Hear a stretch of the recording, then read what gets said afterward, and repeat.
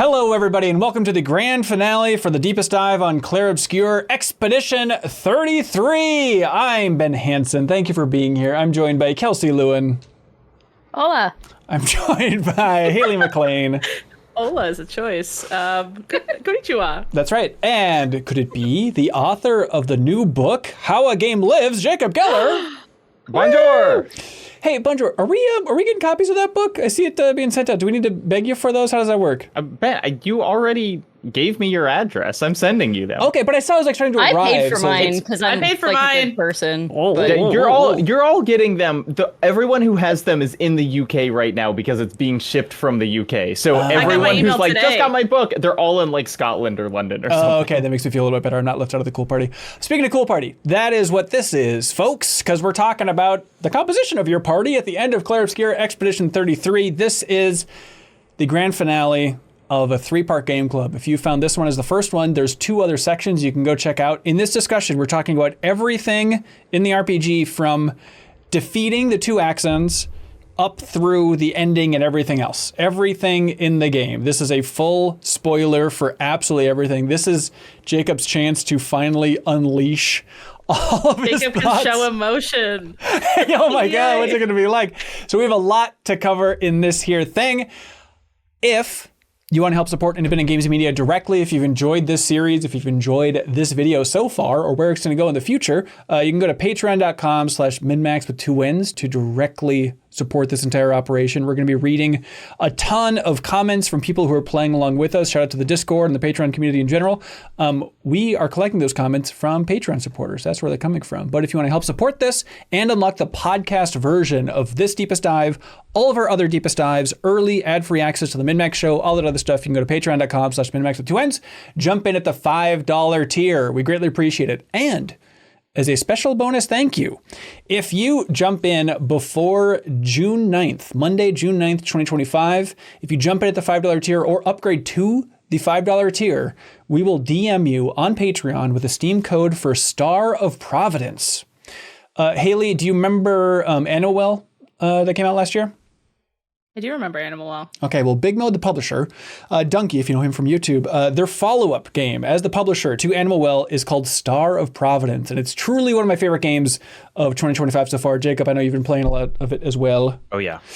So you can get a code for that. Just support us at the $5 tier, upgrade to that $5 tier. We'll DM you that Steam code for Star of Providence. We have 200 Steam codes to give away, which is pretty good, but be sure to check social media. We will message everybody when we are officially out of Star of Providence code, so you can check Blue Sky, Twitter, Instagram, Discord, all that fun stuff. But thanks for supporting this entire thing and unlocking the podcast version. It's very convenient, we promise. All right, the end of Clair Obscur. We collected hundreds of comments over there on Patreon. Thanks to everybody for submitting those and playing along with us, especially that Discord has been hopping for like, 2 months now? It's just been unbelievable how much people have to say. But there can only be one most common comment. There can only be one comment from people who are playing along with us. What was the most common comment, Haley, for the final third of Clair Obscur? Which ending people chose and why? Which ending people chose and why? Jacob, what do you think?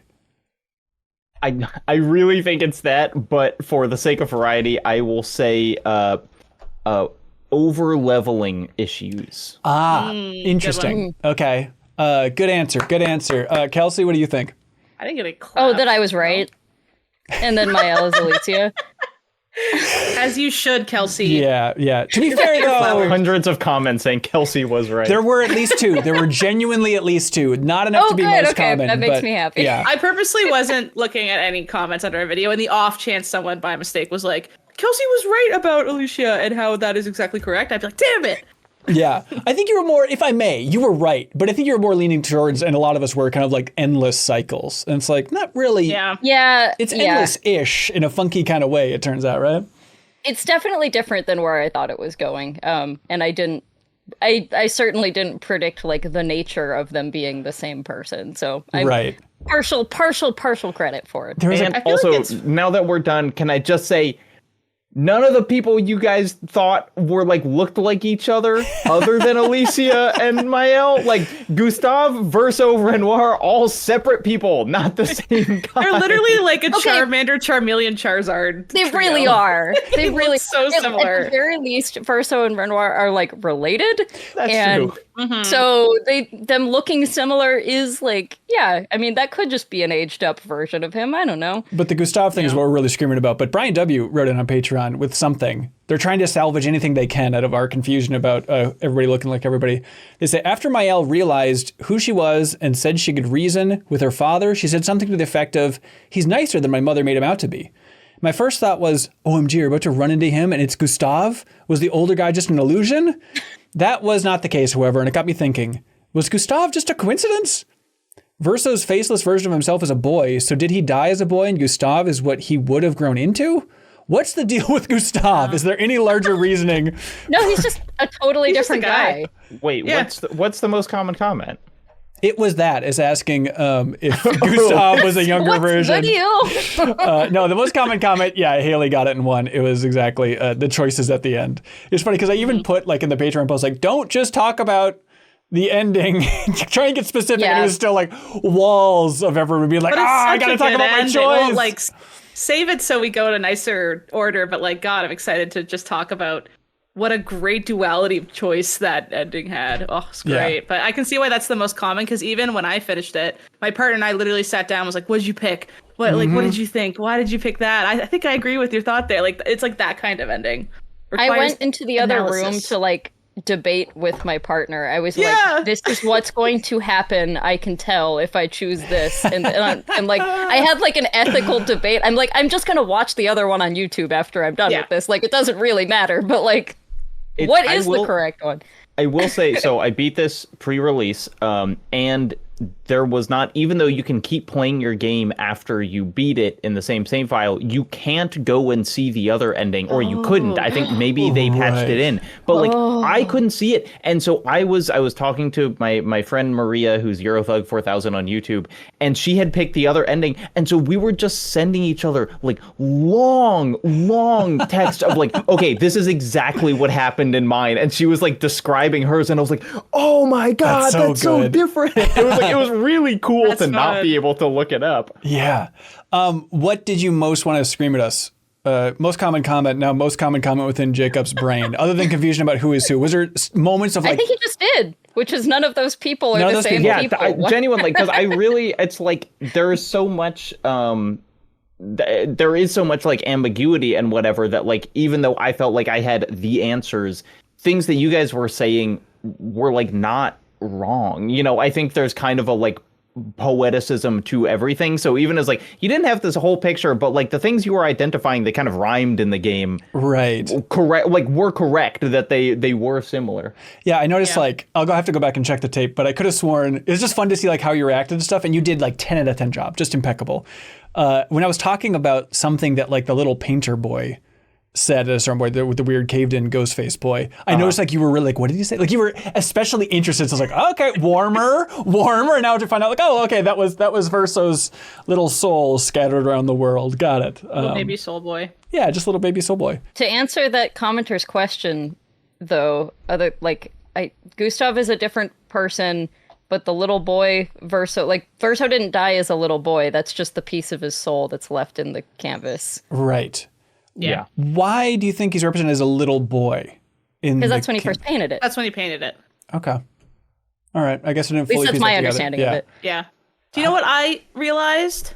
What's that? Minoko's his dog. Mm-hmm. Yeah, he mentions that like offhand at some point. You can find a room in the manor. You can find their dog bowls. Yeah, like seeing them in the bed. And also it's like maybe that's why he's obsessed with like feet.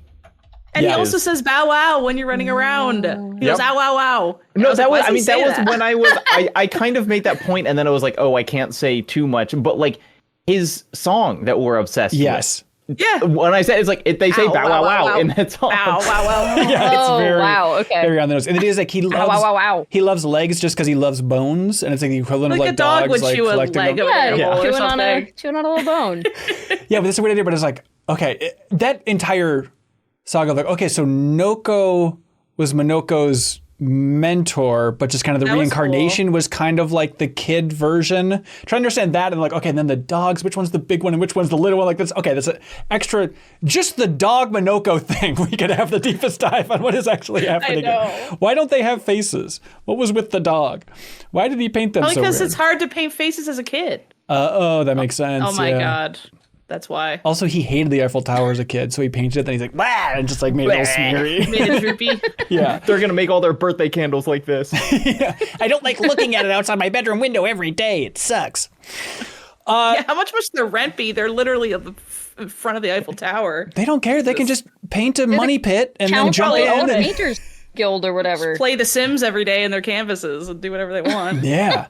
It is funny to think of like how much we spent speculating about the nature of the world and characters, and then it's like, I think the secret to a good game and a good series of reveals where it's like it's all laid out there and it's like we could have guessed all this. Like it wasn't even like we weren't even close, you know. But then again, but it's not outrageously like out of left field. It's like, oh yeah, okay, that makes sense. What's great is if you replay the game, it feels like it's screaming it at you. Yeah, right. I love like that there feeling. are so many hints, but they are so like it would be so hard to actually understand what they were telling you. But like from like moment one, you are getting messages that are like, this is a painted world.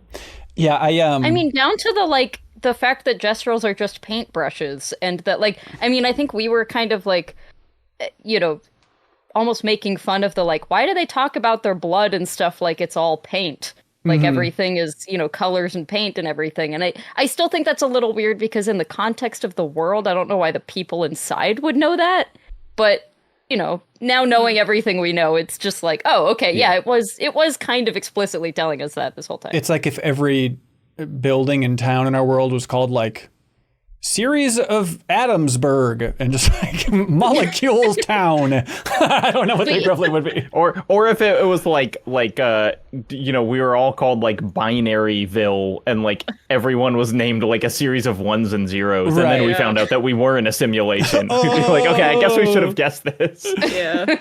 Yeah, it is fun to like go back. I watched a lot over again and rewatch like Mael's Nightmares and stuff like that. And like, surely we talked about it, but there's that one where it repeats it like 7 times. Like, oh, they know not that they are not. It's like, okay, I should have leaned more into that. And even that idea too, and this would be harder to guess, but like at the very end of the last section, kind of the part at camp where Big Papa is talking to Verso, and he explicitly says like, hey, you know, like you're going to kill them as well, like if you go through with this, and it like cuts to like the full camp, and like I forget, maybe we mentioned that. I wrote it as a note of like, that's a weird beat. I don't really know what that means, but all right, whatever. We did a weird thing with the last, because technically that is right after you beat the 2 axons. Yeah. And so it's like the cutscene after that. So I don't know how much we dove into it last time because it was like right on the cusp of like, you're supposed to do this for this part of the Deepest Dive or not. When I heard that, I also thought it meant like they're so weak they're going to get killed by this stuff, not necessarily like the finale of what this you're doing here is them dying too. Yeah. I think I understood that it was going to kill them. I didn't read it as it's going to kill literally everyone. Like, you know, whatever, like killing the Paintress maybe makes a big explosion of chroma that kills everyone in like a blast radius or whatever. Not that's it for everyone. My favorite like weird throwaway line. There are two. There's that. There's the.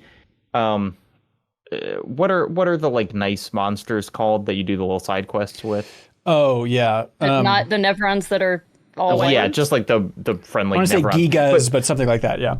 There's one where you like give a bunch of money to him and then he kind of gives you clues, and one that he says is must mines created by man be considered false, which is another like they know not that they are not, you know, of, like just because someone painted them does that mean that they're not real. But my favorite is there's a thing where Verso is talking to Esquier and he says like, I'm your best friend, or who are your friends or something. And Esquier says Verso and Verso. And you hear that and you're like, that's just a weird Esquier-ism. And then it's like, oh no, there are 2 Versos. Like that's like a really real thing that he's saying. That's really that's good. So great. Yeah, I love later on too. He's like, oh, you feel like Verso's cousin, I think is the way he phrases it. Like you're close enough, I guess. You look exactly like him, but outside of that, outside of the scars, I guess, it's a confusing thing. There's a lot to unpack here. Should we start chronologically?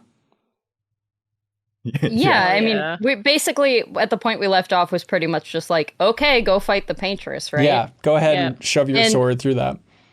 Ben, I want to know if you caught this thing that I literally dropped my controller on the ground in the lead up to, you get to the outside of the monolith and it's just this like beautiful path with quiet music going up to there. Did you catch that that's Tizanarkand? It just like has Tizanarkand in the middle of it. A lot of people were commenting on that, talking about there's other Final Fantasy musical nods throughout it for sure. But a lot of people wrote in as well just about like the similarities in this game to Final Fantasy X. Even from the beginning, I think just kind of like Cursed Quest, people think like, oh, Final Fantasy X. But the Tizanarkand, absolutely. It's like thematically the correct place to put that too. Like I don't know, it as someone who loved Final Fantasy X, it just made me feel things. That dropped the controller field and it shattered on the ground like usual suspects. And it shattered, and then I threw it did like the ding, ding, ding, ding, ding, ding, thing. Shoji Kodo wrote in, they say, I really loved all Easter eggs, game references, memes, and pop culture nods in the game, but I'd like to focus on the Phase 2 Simon fight. We're not jumping into this, we'll get to this later, but just for this one note, they say, I noticed there's something familiar about the dope battle music. I put my finger on it. Then it finally dawned on me about a minute and a half into the song, the violin transitions from a somber and sorrowful melody to a really distinct arpeggio. That's got to be a reference to Prelude from Final Fantasy, right? So here's the version here.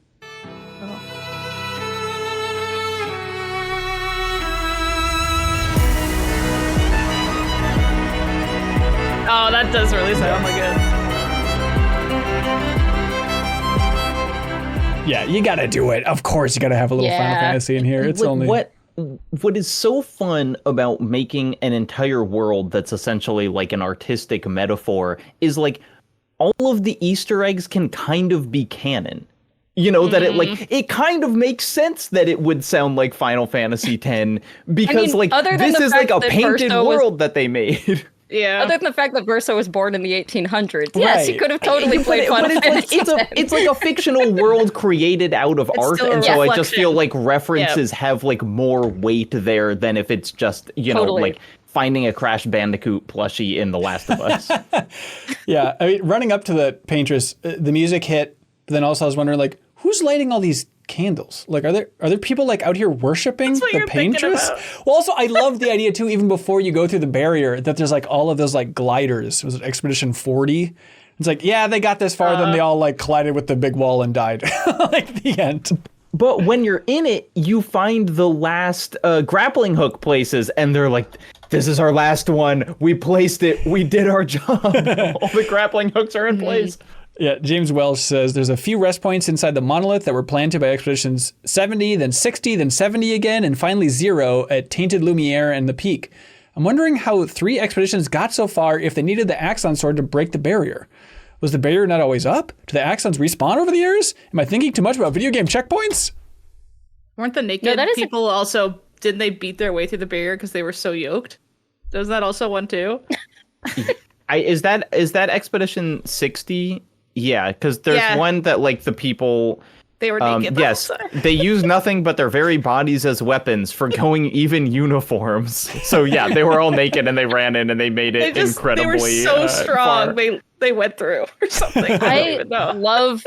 I didn't end up finding every single expedition log, but I really tried to find as many of them as I could because they're all so good. There was one in the near the Stonewave Cliffs. That Expedition 54, that like it was a guy who had like defected from his expedition to try to build like a new Lumiere, and he implied that if you like politically dissent inside Lumiere, that like they send you on the expedition to die. It's like there's some good stuff in these. Yeah, Paul H. wrote in about that Expedition 54. Yeah, that is a fascinating bit of insight. It's like, oh, it's not just a relatively peaceful town where people are going on expeditions. It's like, no, they had to politically crack down on anybody who was not bloodless keen. guillotine. The bloodless guillotine, exactly. I guess that is a pretty strong reference to that for sure. Yeah. I was not expecting the Paintress to be. I knew she was sad from our dear friend Sophie, obviously, but like getting so close to that huge woman. I'm sorry. I was just amazed by like how much she was like uncomfortable and writhing. Like I didn't like seeing her just like a writhing fetal position, like huge monster. Yeah. It's like, oh, she's just incredibly uncomfortable all the time. She knows what she did. Like she knows that she is in this world and repainted her family. But when Verso shows up, she's like, you're alive again? The fire never happened? Like she's nuts. She's just completely lost her mind. Yeah. Yeah, I think that person on the monolith also isn't her. It's just like the puppet she made to change the number. And then like when it's not doing that, it's just perpetually a piece of her and also sad, I think, as well. Yeah, it is funny how everyone just kind of like understands that. Like Mael, of course, just gets to be the know-it-all of like, that's not the real her. I think she's higher up above or whatever. And everyone's like, okay, cool. It's like, wait, what? Like we were fully locked in that this was her, but apparently not anymore. Does. It's like she looks like the big thing looks like an axon. And we learned that the two axons, the Cyrene and the mask one, were like made by Renoir, like those were his. Yeah. But I guess it is kind of like if you're going to paint a god into this world, it does seem like that's the form it takes, is just like big weird kind of puppet thing. Mm-hmm. Yeah, I guess so. Can I ask a question about this? Is like the one thing that really confused me about this game. Yeah. If the axons were painted by the real Renoir, the who is the curator, why does he need people to kill them to get their chroma? And also, aren't they kind of helping the Paintress by, like, killing expeditioners? Like, they're working with Nevrons, you know? They're not, like, killing the Nevrons either. Yeah. I think it's... That's a good point. I don't know, because I don't know if, like, if he intended people to kill them, or if they were just like, this is where there's enough chroma to help us make the weapon. Right. You know, like this is where it's concentrated. Mm-hmm. But I don't fully know all of the things, because then once we get into like Clair painting the Nevrons, like there are a lot of things that I'm like not 100% on everyone's motivations for. Yeah. He must have been so stoked though. When they're like, all right, curator, we need you to make that sword to pierce the barrier. He's like, you can see the curator be like, all right, baby, this is what we're talking about. Waiting. I just feel like if he painted those, he should just kind of unpaint them and take the chroma back. You know, why are we doing this whole thing? There's no he whiteout. Maxed out his chroma level, and he like was using all his juice on them, and he wasted all his juice and needs it back. Yeah, there's no undo button in the painting. He's like, crap, I did the wrong thing. She can barely have any to even keep the 33-year-olds alive, so that's just like showing how little is left to do anything with. He was sucking it all up to make axons and stuff, I guess. Right. You think? The Twitch chat has informed us that he couldn't delete the axons because he was trapped under the monolith. So that still doesn't totally make sense to me, just because then how was the curator there? Yeah, I guess all? The curator was kind of like a Luke Skywalker Last Jedi kind of like astral projection. You know, that he was like, I can put myself out here this much, but I can't like help you do anything. Yeah. That's definitely the part of the game that I still am losing sleep about, is just like I can't quite piece together fully like the different versions of like, okay, so you're the person going into the painting, then you're stuck here, but then the Aline painted version of you, and what the motivations are for the real people versus the painted people. Like that part is still, I'm sure there's a logic path that hasn't make sense, but I'm still a little dodgy. Even just that basic idea of like the curator is just the real Renoir? No. But then, the curator's the real one. The painted one was Aline's like fake family, to be like, we're all going to stay together as a happy fake family inside this fake world. He says at one point, like, she made me inherit my grief for you. He's like talking to Verso, is like, she views him as like the violent aggressor, I guess, trying to rip her out of the painting. And she gave him the grief that real Renoir feels, like almost in an evil way, to like, you're going to suffer here too. My version of my husband I made in here. Yeah, I think. Yeah, I mean, it's like the stone faceless people are like, those are the real versions. Well, so here's a Twitch chat helping out. Interesting way to look at it. They say the faceless ones are the pieces of the soul that are stuck in the painting, which I guess we know for sure because of Verso. So that does make sense of like, okay, so a part of the father's soul is technically also trapped in the painting, and that's the curator then? Well, no, but that's like Verso's soul is stuck there because like he died and it's his canvas. Yeah. But like Renoir and Eileen are like deciding to be in there. Yeah. So Right. like they could leave, and Like then Maëlle presumably at the the faceless end. people would also leave the painting. Maëlle's just walking around doing whatever she wants because she's not being held down by the monolith right now at the end there, where she's like kind of 50-50 Maëlle, Alicia. Right. Like, she's just doing and then that's why she can like draw Lune back in 2 seconds and be like, oh, you're back now. Which I was like, draw Gustav, what the frick are you doing? Why are we doing this? She had just enough to draw back her third and fourth favorite person, or her second and third favorite person. Yeah, right? Like, but not brother. not her favorite person. Her adopted Because she brother. was right after that. She's like, that's all the chroma I have. Like, I can't do anything else. But Yeah. why would you have not stopped for? Yeah, and it's a little bit tough. I mean, this is a larger theme of this entire ending where I really like it. The more I think about it and sit on it, the more I like it. But I understand a frequent comment that came through of like, it kind of hollows out the emotions of this world just to say it's not real and these characters aren't real. But that's a much larger debate, obviously. We'll get That's to the end of that. the We'll get game. to Yeah. That's everything, you know. But it's like that idea of just like, after you've learned so much and she's revived the party, then there's still discussions about like, oh, well, the purpose of Gustav's death, and just like talking about Gustav's death in a way where it's like, shouldn't you just be talking about like, we're so close to bringing him back too? Like, it feels like it does kind of lighten that death in a confusing way. I think the rules are basically Infinity War Endgame rules, which is that the people who were dusted can come back, but the people who were like killed can't be. You know, so it's like that makes Lune sense. and CL can come back because they were gommaged. And then at the very end, Gustav comes back, but that's only because Maëlle has kind of become a god in a way that she was not thinking that she was going to for most of the rest of it. I'll take that. Why couldn't Maëlle just say exactly what you just explained right now, Jacob? I'd feel so much better. She said, it's just like Infinity War. Oh, got it. Okay. Yeah, that makes sense. Yeah, I mean, thoughts on running up to the Paintress, that entire section? I had a little gut feeling.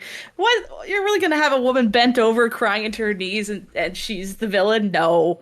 I always had a gut feeling that she was just like doing, like, kind of like what Sophie said at the very start. I remember she said that. I was like, yeah, maybe. And then, but you just kind of get blinded by, yay, plot, let's go kill her. But then when you finally get there, I'm like, she's not a villain. I already know this, but you still have to whack on her a million times before the game lets you move on from that. Yeah. I assumed it was more like she's the bad guy, but she wishes she didn't have to be or something. Like, we do have to kill her, but like, she never wanted this. I don't, for whatever reason, you know. The run up to her was like much longer than I expected. Like I kind of like, I pierced the barrier being like, all right, I'm in this until I beat the Paintress. And then especially when you consider the length of like the cutscenes that happen afterwards, it was like 2 hours later. I was like, okay, I think I can turn off the game now. But like, it really took up like a chunk. Yeah. So you're running through all these in different environments and seeing like, you know, her teaching the kids how to paint and play piano for Verso and all those cool visions and stuff like that. I'm still confused about, there was one section that was Gustav's grave, right? Like there was a grave with an arm on it, and then Maëlle just goes like, oh. And then they just keep running through that section. But why was that there exactly? It was, the monolith is like all the areas sort of like accumulated to, it's kind of like her memory, I guess. Almost, I kind of read the monolith of like, is like, she has all the areas near her to experience them in a way, like her memories. And that's why these visions of her with Renoir and her with her kids and stuff are kind of like floating around in them too. Okay. That's what I just kind of viewed it as like, a reality crushing together, you know, that it's like, it's mostly Eileen's memories, but like, especially because Maëlle is Alicia and is so like tied in, like, it's just kind of like reality's warping as they're approaching like the singularity, essentially, you know, that it's just like, this is like the core of the world. Which they get into so amazingly visually, just walking into a cave and having just like a black hole basically just above you at all times there. It just looks so incredible. Oh my God, when she rips open reality and then the punches are coming through the reality canvas to hit you, it's like her in real life being like, stop it. Yeah, that's it. Like having so a prompt with an attack pop up on the screen that says Paintress tears reality apart. It's like, all right, there's no cooler prompt for an attack in the game. It's That's fully, exactly what it's Sephiroth destroying the entire solar system before he gets to you. Yeah. I love the visual of like Eileen as the kind of stone figure, like she floats up to the hole in the giant Paintress's chest, and you can see perfectly through the hole, like the bent over Eiffel Tower, and then she takes its place. It's just like, it's so cool. Yeah. Do you guys have that moment too, where like when the big Paintress comes up after that one fight, and then everybody gets on Esquier?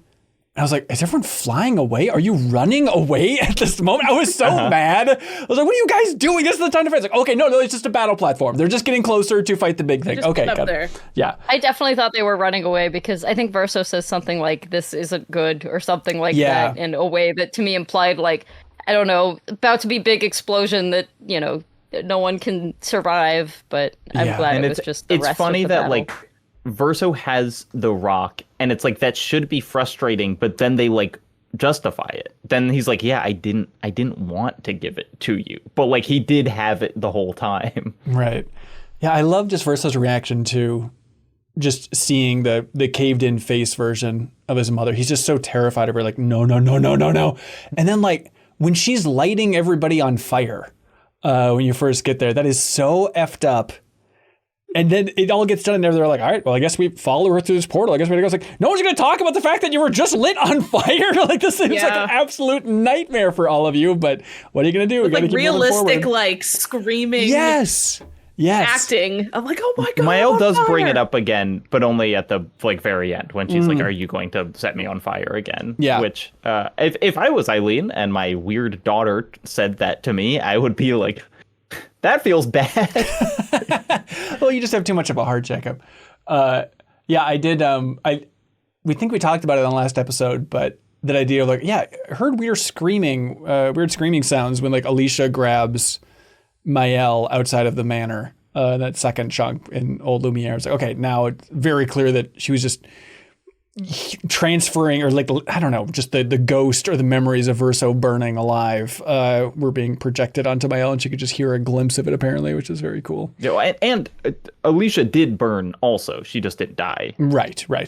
Which, by the way, I understand now more why people were so angry at me for referring to her as a freak, because she's a much more thorough character at this point, and not just like Phantom of the Opera level goon just running around the world. Like, I understand people being sympathetic about her. She's a real person. I understand when that. they introduce her, she opens the door and she's standing in a burning like manor, and you're like, who's this freak? I'm like, it's a burn victim. I'm only talking about the painted version of her as a freak. I think we all agree. The real one is deserves our respect.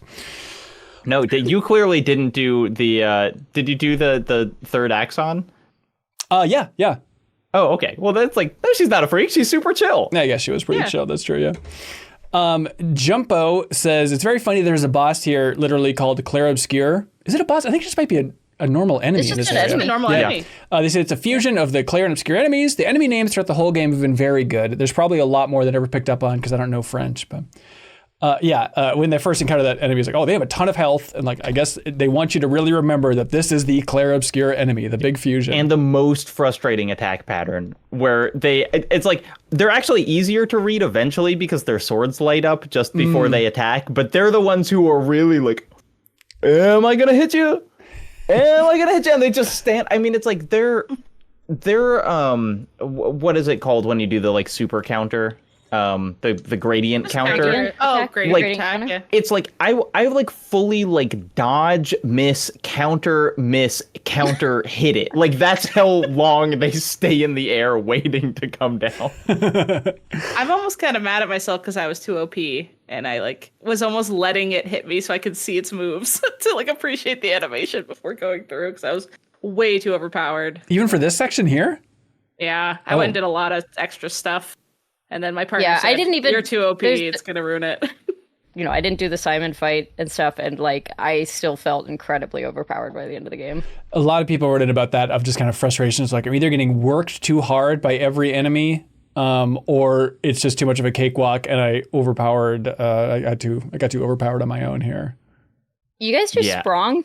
You guys beat Sprong? Yeah. Oh, we beat Sprong.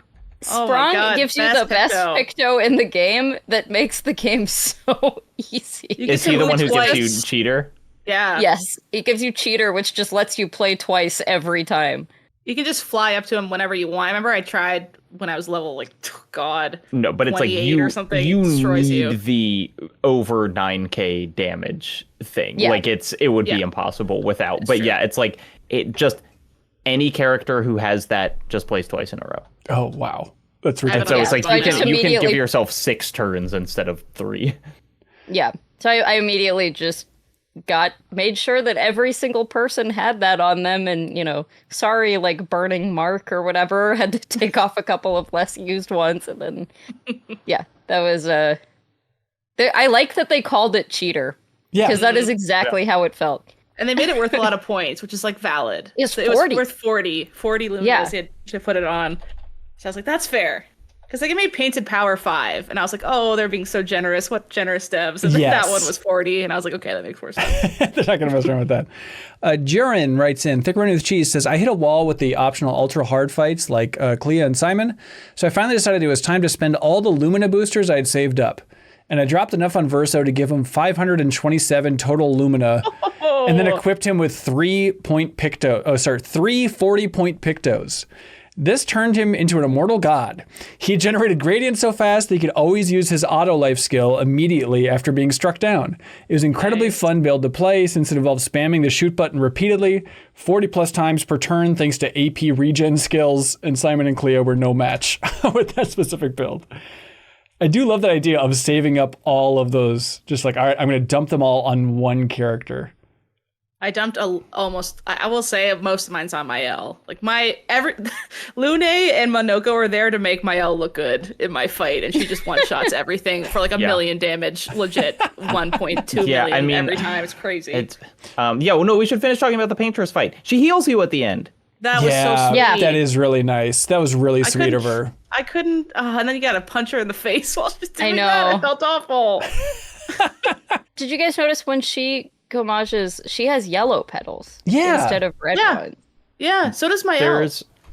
I think it's a real person homaging has different colors than whatever, because it's like she's yellow, and then some people are white, I think, but I think when a real character homages, because I think it's true of Renoir as well, at the end, that they homage yellow. Yeah, it is funny, just this entire final section, how there's still so much mystery. Even when you think you're at the end of the game fighting the Paintress, everybody's still being so cheeky. It's still just... I was staring at his face every chance I could. He was just every time something was happening, I was staring at Verso's face because he was just being like Jacob in episode 1 and 2. He knows something. What the hell? Why isn't he excited right now? Yep. We've said this in other episodes, that I don't know why they let Verso get away with so much stuff. And he even says part of the reason he let Gustav die was because he was I know that guy would not let me get away with not saying anything. But it drives me nuts because how would Lune let that happen? But there was right before this Paintress fight, when you're fighting the painted Renoir, he says some stuff he says something about the second destruction of the Desandre family, and then he says something I love them too, and Ciel's what did he mean by that? And Versa's just I don't know. And then they just leave it at that. They're not I think you do know, actually. I mean, you need to tell us. It makes sense they gotta do it for the game. There are so many moments of just can we just pause and just unpack and talk about everything that happened? But I'd imagine that's not great game writing, just to constantly let's unpack everything that just happened. But this makes for a better game, I know. But every once in a while there's moments like that where I'm What are you saying? What? Yeah, why would you just let him say that? Can we talk about the fact that we live in a painting? Is anyone going to have an extended conversation about this? All right. It does the little black box thing you hated. It's like, Verso explains what just happened. And kind of like fades to black. And you're like, what happened? I do think with the Gustav thing specifically, it's not that he was going to figure it out. It's that if he was still there, then Maëlle would never let him destroy the canvas. Right. Yeah. But that's only if they had figured out that that's what doing that would do. Destroying the canvas. I thought it was more about just destroying the Paintress, and it was like maybe he would figure out that, this is a painted world because he's smart and won't put up with that. Yeah, then Maëlle would definitely not kill the Paintress. I think he basically, he always needed, as we see at the end, he needs Maëlle / Alicia's cooperation to, fully get rid of, to kill himself, basically. And I think he was if Gustav is still here, there's absolutely no way I'm talking her into this. Yeah. So let me just check my phone real quick. It feels like his suicidal mission came kind of secondary to get Mom out of the painting. It was less important for him to die and more important that she leaves. He just understood that was going to be okay, I'd like to die now.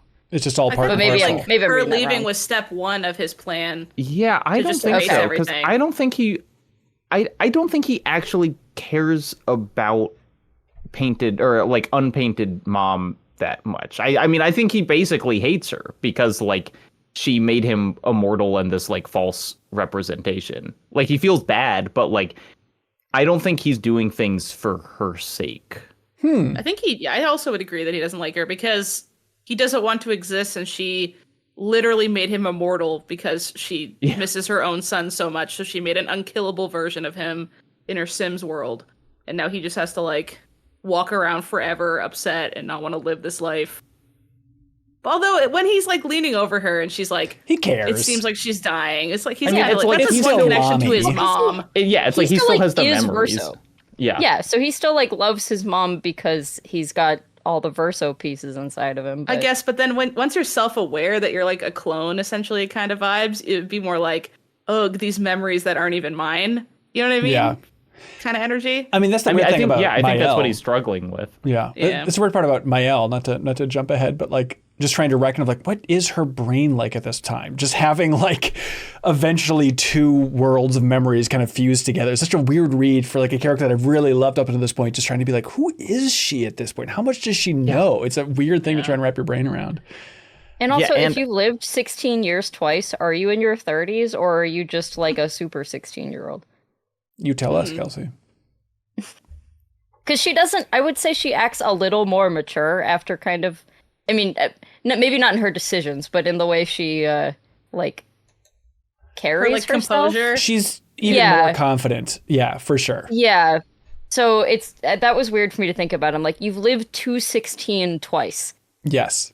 So are you 16 or are you 32 or are you somewhere in between? I feel she's 25 in her head now. That feels right, but that doesn't that feels right, but the math doesn't math. But it's correct.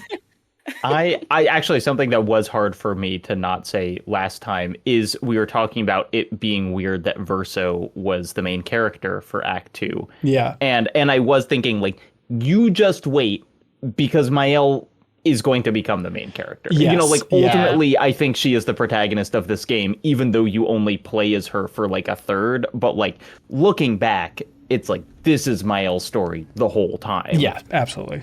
Did anyone else feel a real deep connection to Lune? I just kept thinking, what would Lune think of what I'm about to do every time I was doing things? And Haley, well, let's save it. I don't say what ending you picked yet. Yeah. Okay. Yeah. I want to talk about Lune's ending. I thought too. Yeah, but I love Lune because every time something kind of miraculous would happen, she was just immediately trying to extract information about it. Every time Maëlle had a weird vision, like we talked about early on, she was what'd you see? Tell us everything about it. Every time, when Maëlle uses her magical powers to gommage people, right? She's can you do that again? She's just so focused on the mission at all times, and disregards emotion a lot of the time. Just to be okay, can we use this to our advantage, please? What are we going to do with this? I love that as a character. It's so fun. And even as she's getting gomaged herself, she's not peaceful about it. Like she's like, like she's looking around like she can do something. She can do something. She can keep planning, which is very sweet. It's like her parents' last words were like, "Don't worry, Lune will come after us." It's like, imagine hearing that and you have like all the weight on your parents' lives is on your shoulders now too. Yeah. Oh, no wonder she's an anxiety-riddled mess. I feel so bad I for love at the end of Act 2 when you were back in Lumiere before the big gomage.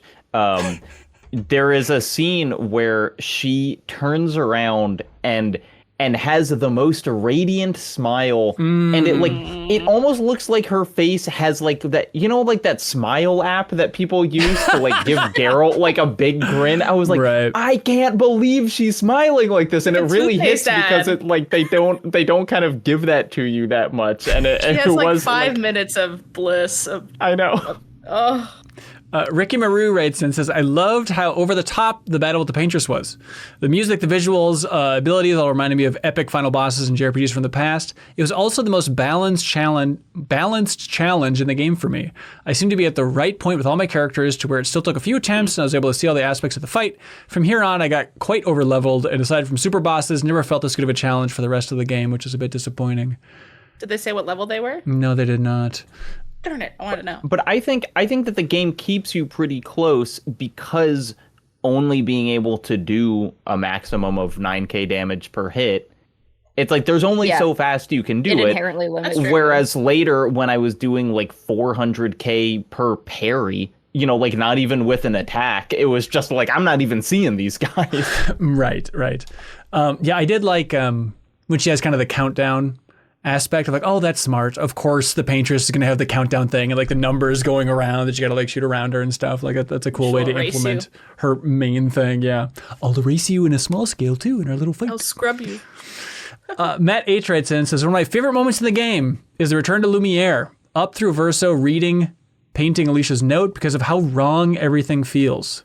You beat the Paintress, but that's not really a payoff. You don't get much more than a let's go home from Lune and Ciel. And a relatively subdued celebration back at Lumiere for what is effectively saving the world. That unease meant I spent the entire scene waiting for the other shoe to drop. I felt the same way. I was like, oh. I wrote that it's giving a worse version of the Star Wars medal ceremony. Yeah. Like it's ominous. It's like not. It feels like people are showing up to clap and everything, but like just. It was so weird to me that people were reacting like that like the entire, as far as everyone in Lumiere knows, like the whole world as they know it has changed. They have 2 or 3 times their lives left. They can have children if they didn't think they were gonna have children. Like it was weird that everyone just seemed kind of like, congratulations, this is lovely. It was like the end of Evangelion. Exactly, yeah. It's the end of Evangelion. Yeah, I don't know how much of it was just kind of like production bandwidth or if it is narratively they don't want to have it feel too triumphant just so they can have that level of unease. Because I also had that feeling of like, there's like 14 people on this dock politely clapping. Like, what are you guys doing? Yeah. Give me a kiss. Come on. Oh my God. Like, something. We get to live. Right. But maybe it's kind of foreshadowed a little bit as they're flying back to Lumiere. I really like that moment now where Mael's like, what now? We go back to Lumiere and just life goes on?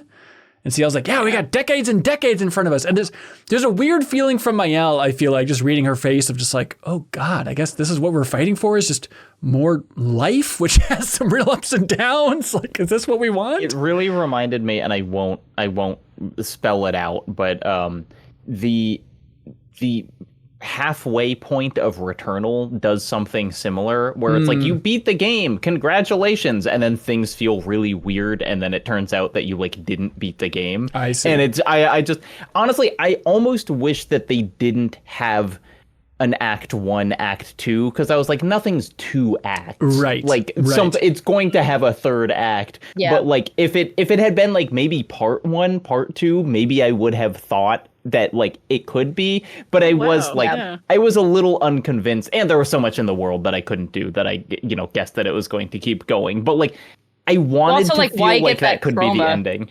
Yeah. Why do you get the painted Picto? Yeah. Yeah, if that was just going to be the end of the game. Power thing. Yeah, it is. I mean, I knew that there was an Act 3 in the game, and I was still through this entire section being like, what the F is going on? Like, did I miss it? Because there was a moment where it was like double checking, like, okay, we're going to go in. Are you sure you got everything? You ready to go? And I said, yes, here we go, and charged ahead. I'm like, maybe that was the moment, and I should have gone back out to the world map. I was delighted by how in the dark I was, because then it gets to the point where everyone gets gomaged. I'm like, well, I cannot see how this is coming back other than like, is Verso going to paint them all back? Yeah. I was struggling and so then much. It says epilogue. Right. It's so smart. Yeah. I love that. And I love too that at the end of the epilogue, it like rewinds it. It's like, bloop, and like the text like goes back away. Yeah. But Tess says, Tess from Patreon, they say, the only moment this game made me cry was when Mael hands off Gustav's notebook to his apprentices. I wrote in that notebook every single chance I got. I feel like this is such a strong symbolic gesture that caps off the first act's themes of collectively working for the betterment of society, getting to share the spoils of those who came before so that the next generation could work for those who came after is everything the expedition stood for boiled down into a single heart-wrenching scene. I don't trust children, so I was like, make a copy before you give it to a child. There's very good information in there. Also, they just kind of ran away. They didn't have a moment of like, oh, great book. Like, I think when they gomaged, they were holding it, so they must have gone back and got it at some point, but they weren't enjoying the great effort you put into that on that cliffside so many times. No. Come on, stupid kiddos. Grateful brats. But I did love just how dark the music got. Like when Mael sees the sister up on the ridge and the kids, like, oh, that's right. Now's the time where I have to talk about Gustav and take my hat off and say, I'm sorry, ma'am, he did not make it.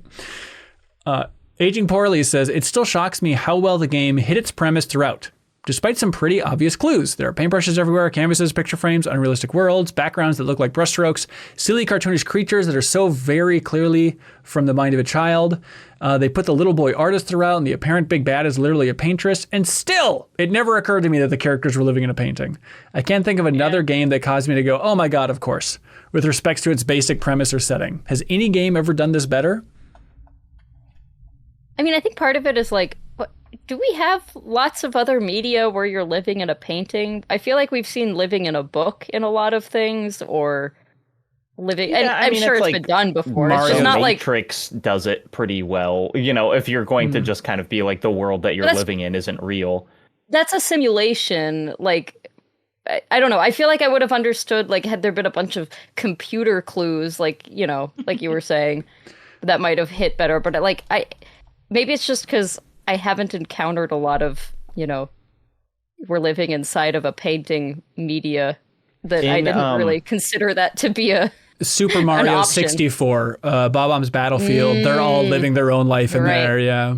Well, this will be the time that I bring up Dark Souls. Oh, great.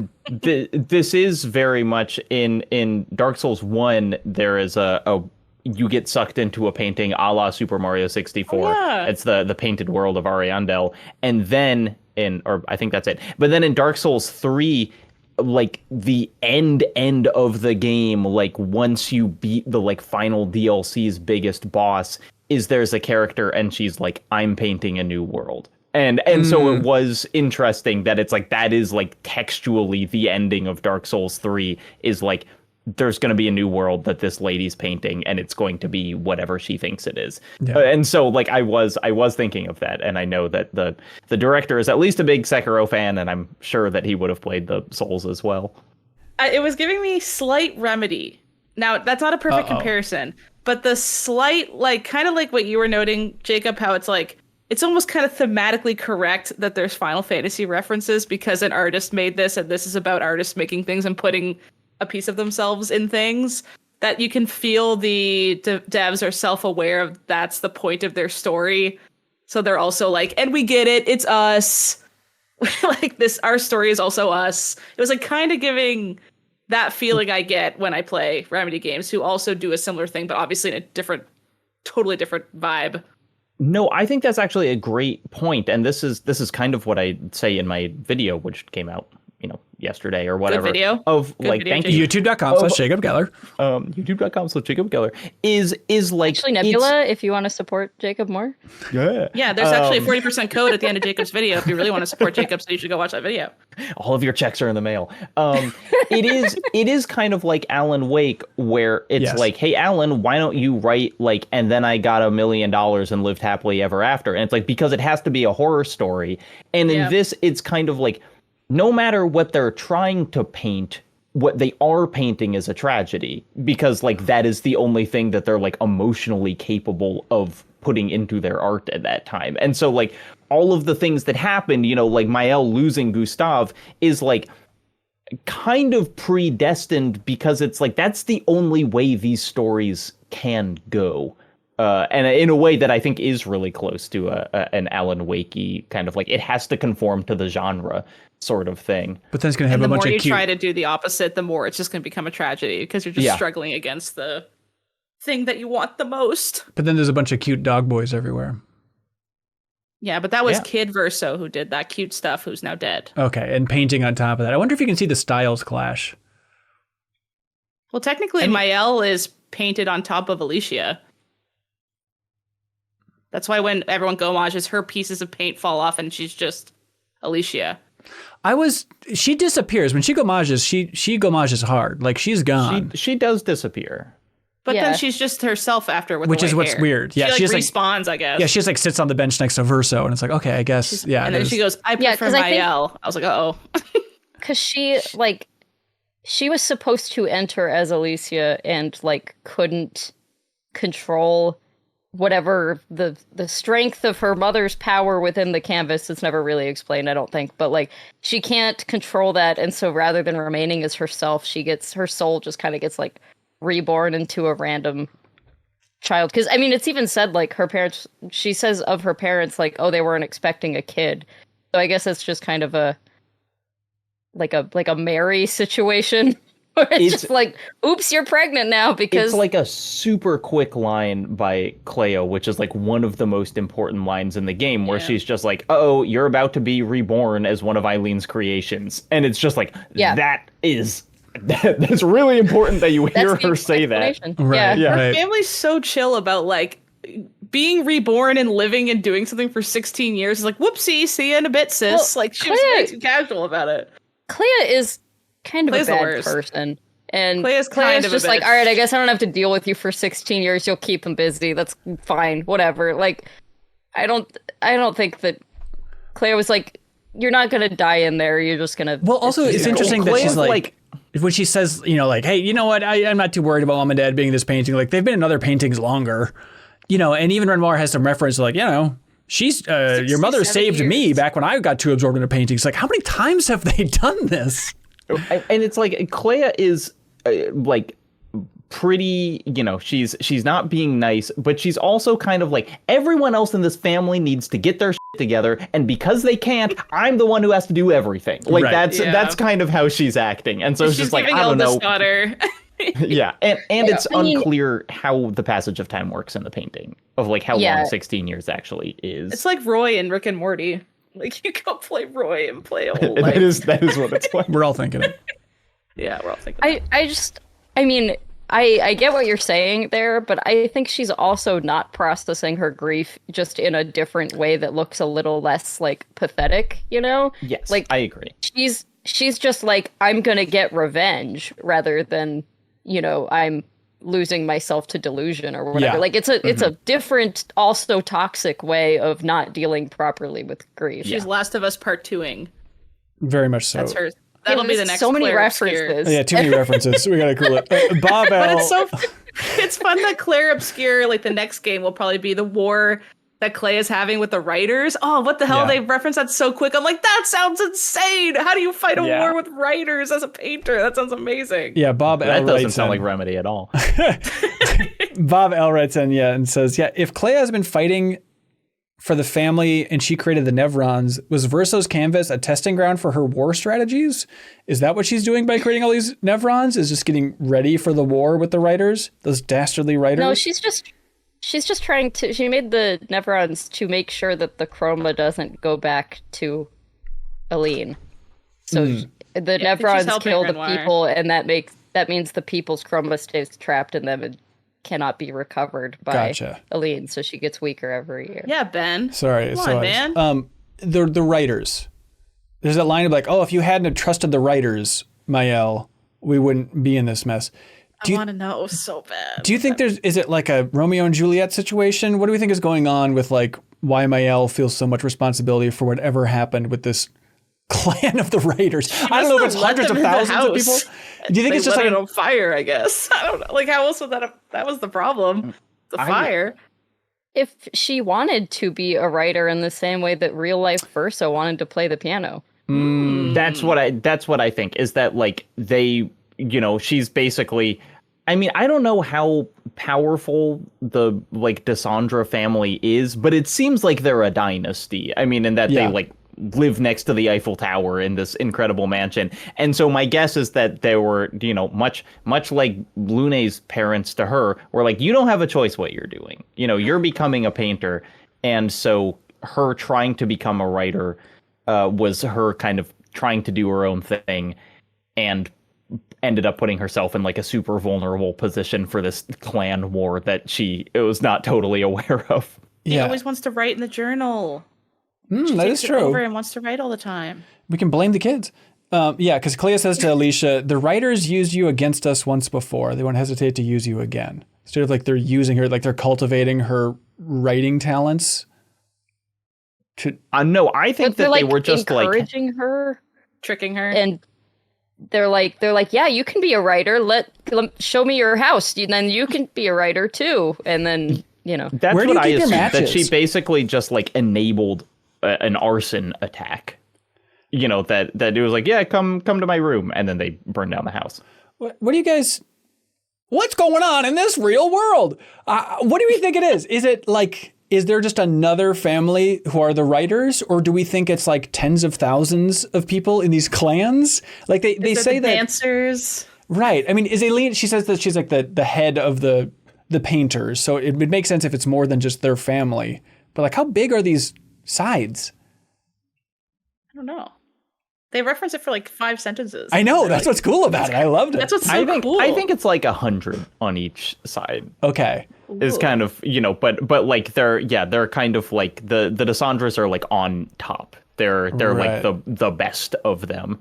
And if a lot of this dev talent came from Ubisoft, it's kind of like a Templar's assassin situation of just kind of like this secret society, this secret war going on forever between the arts.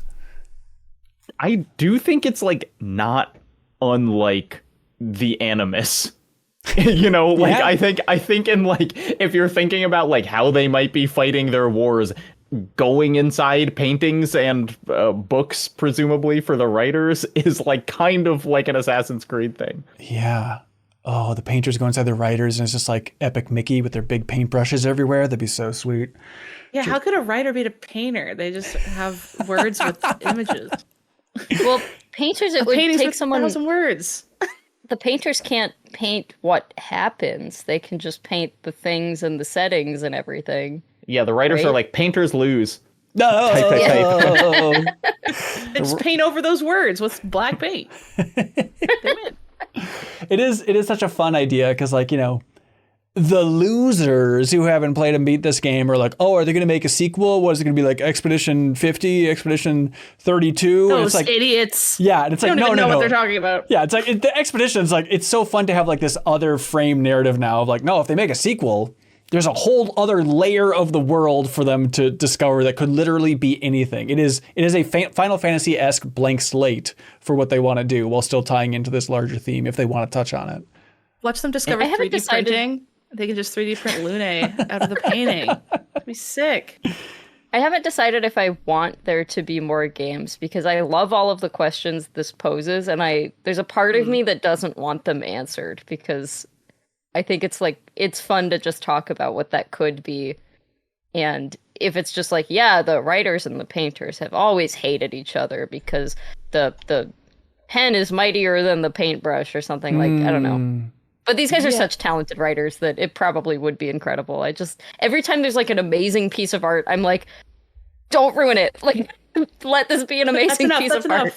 I think, yeah, it's interesting because it's like I love an ambiguous ending, and I think often when people think it's a sequel tease, it's actually just like pushing you to think about the game's themes.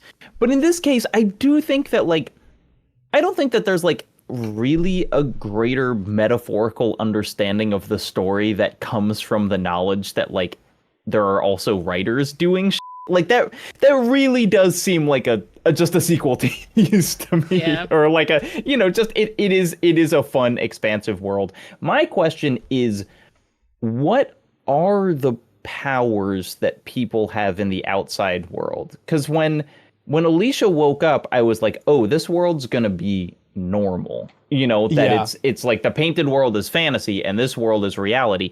But then you go into like the painting room and it's like there's still stuff floating around, and they're clearly, they're not just like lost in a daydream. They are like fully interfacing with this painting in a way that is impossible in our world. So it's like I want to know kind of what people could do in the real world or in that level of reality. Yeah, for sure.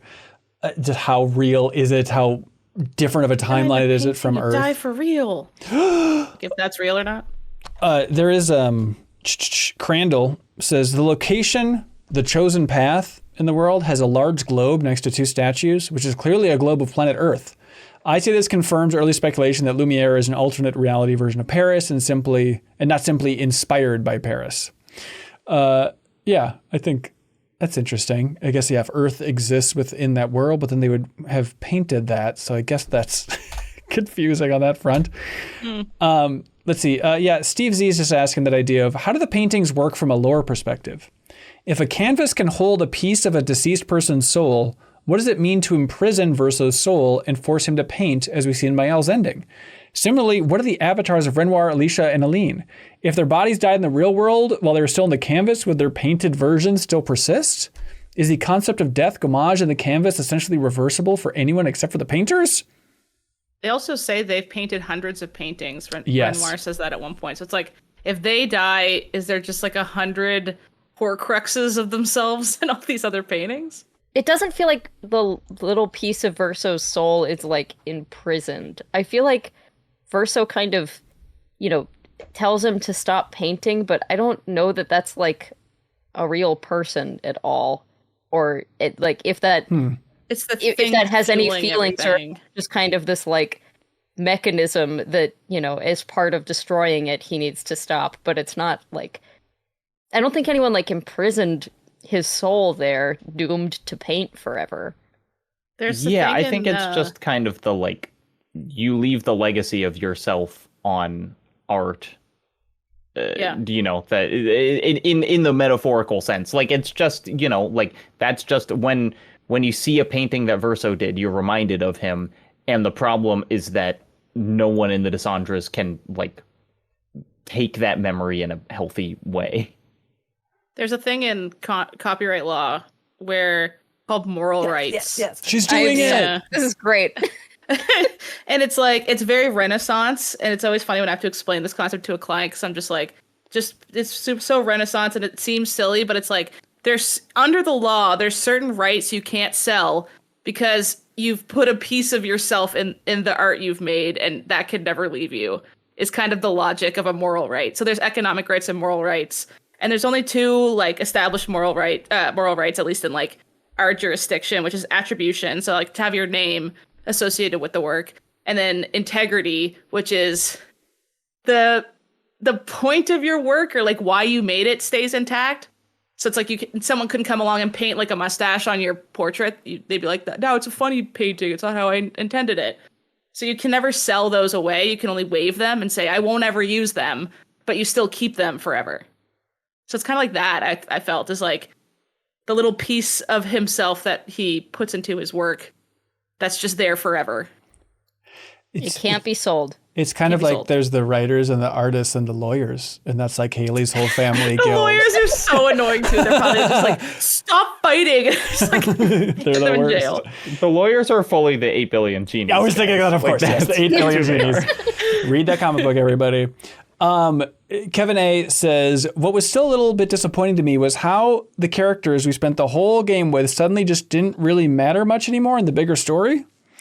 They're still there, but no longer have a say in what happens and somehow have to hope that the family's conflict will turn out in their favor without being able to influence it that much themselves. And they that is the central conflict. Yeah. That's it. That's all kit and caboodle. And they, just on a very simple note, they try, I feel like, to weave back in every once in a while when they're confronting Renoir in Lumiere there of, Lune being like, it's kind of like my parents, and Ciel's being, it's kind of like grief, like they're trying to be like, and our stories still matter, damn it. But it is tough not just get consumed by this larger world. It's like Jacob, it's like the Matrix, and the main character in the game up to this point was the woman in the red dress. Then you realize, she doesn't really matter that much. Okay. I mean, what I've been thinking about, because I do think that this is a complaint that a lot of people have, and we'll talk about it more with the endings. And I think it's hard because the game changes what it's about. The first two acts are totally about this thing, about living with the specter of grief and blah, blah, blah, blah, blah. And then what I keep thinking about is in the Bible, when God is like, I screwed this whole thing up. I'm going to make a flood that kills every person on earth, right, except for Noah and 2 of every animal. And then he does that. That wasn't fair to the people on earth, but also they didn't get a say in it because God exists, and it's like that. That is what you find out is just gods exist and they're not emotionally well adjusted. And so then the story becomes about that because a normal person doesn't get to tell God how to be emotionally well adjusted. Yes, but the Bible was not written for our pure entertainment. So I think it still is people being like, hey, I'm trying to enjoy this story. So therefore, I understand conceptually that there are layers of this, but if I'm just trying to engage with the weight of Lune and Ciel's story, all of a sudden it feels like you're stripping a lot of that weight out of the picture here. I was trying to pay a lot of attention to how Renoir, the real one, later, in the final acts, how he treated them, to try to get some kind of indicator of does he think they have personhood, or is he these are NPCs? It's the same way as if my mom deleted a Skyrim file or something. Would she just be like, that's enough, turn it off? Or does he look at them and go, yeah, you're right, Lune, person who exists that I think has agency, and therefore I shouldn't just erase without thinking of it because I want my wife to feel better, But they didn't really give a lot. He kind of just looked at them and was like, yeah, anyways, Mael, and kept talking to Mael. Yeah, I mean, he's just been through it so many times, I guess. Yeah, I mean, which to me does imply that, these are not... He doesn't view them as... He doesn't consider these real people. Did you think, by the way, Haley, that when everyone was gommaged, that it was game over for them? What did you think was going to happen in that huge transition? I hate that there's video gamey things that made me think it wasn't over right then. Right. Same what you guys were saying, if it was part 2 instead of act, or all those, getting the painted picto, I'm like, oh, that means I'm allowed to have end game exploration and do things. Yeah. It's literally when that happened, I'm like, am I just Monoko and Verso now to go fight all the side bosses? It's it almost the constraints of a video game weakened that a little bit for me, but I still was like, okay, shut up, Haley brain, just enjoy this art you're experiencing. Not everything has to be tropey like you're expecting. Yeah. I think it's just so cool to kind of bookend the game with wild gut punch swings, the super emotional opening and the slaughter on the beach, and okay. And then at the very end, also just a wave will come across the ocean and kill everybody again. Enjoy. It's rare for a game to do that once. And the fact that they kind of get 2 of them, even if, it does feel like this is off. This well, can't they get stick. 3 of them because there ain't no happy ending that you can choose either. You're right. Yeah, that's true. Yeah. John Skovic writes in on Patreon. They said, if I had $1 for every time an RPG party member voiced by Jennifer English has a moment of self-realization / crisis of faith between acts 2 and 3 and comes back with white hair, I'd have $2, which is weird. Weird that it happened twice. Do you get that reference, Ben? Do you get that reference? That's a Baldur's Gate 3 reference. I got it, Haley. I got it, and I've played 5 minutes of that game. Yeah, don't drag us back to 2023. That was what that was, but not far enough in Baldur's Gate. Our game of the year. I thought it was funny. And speaking of very gamery things, when you then are controlling Mael again and throw him back into the real Act 3. And just like how it has that prompt on the screen that says like, painter powered Pictos acquired. Like the power to deal more than 9,999 damage. It's just funny for the game to be like, remember you got this from the last fight you did. I know narratively it was a long time ago, but like. It was 45 minutes ago, but this is important. Yeah, it's like the most important Picto in the game. Please don't forget about it. It's a fun little bit of testing. I fought like one thing without it on. I was like, oh, damn it. Like flee. You just need this on everyone moving forward. Yeah. Okay, can we talk about what's the most damage everyone did in one hit? I feel like I'm going to be embarrassed by this. Like 1.4-ish mil with my L. I see some people get up to freaking billions on YouTube. I'm like, how? That's so fun. I think mine was okay. Do I have a badge I can take off? Tell me when I'm too high. 50,000.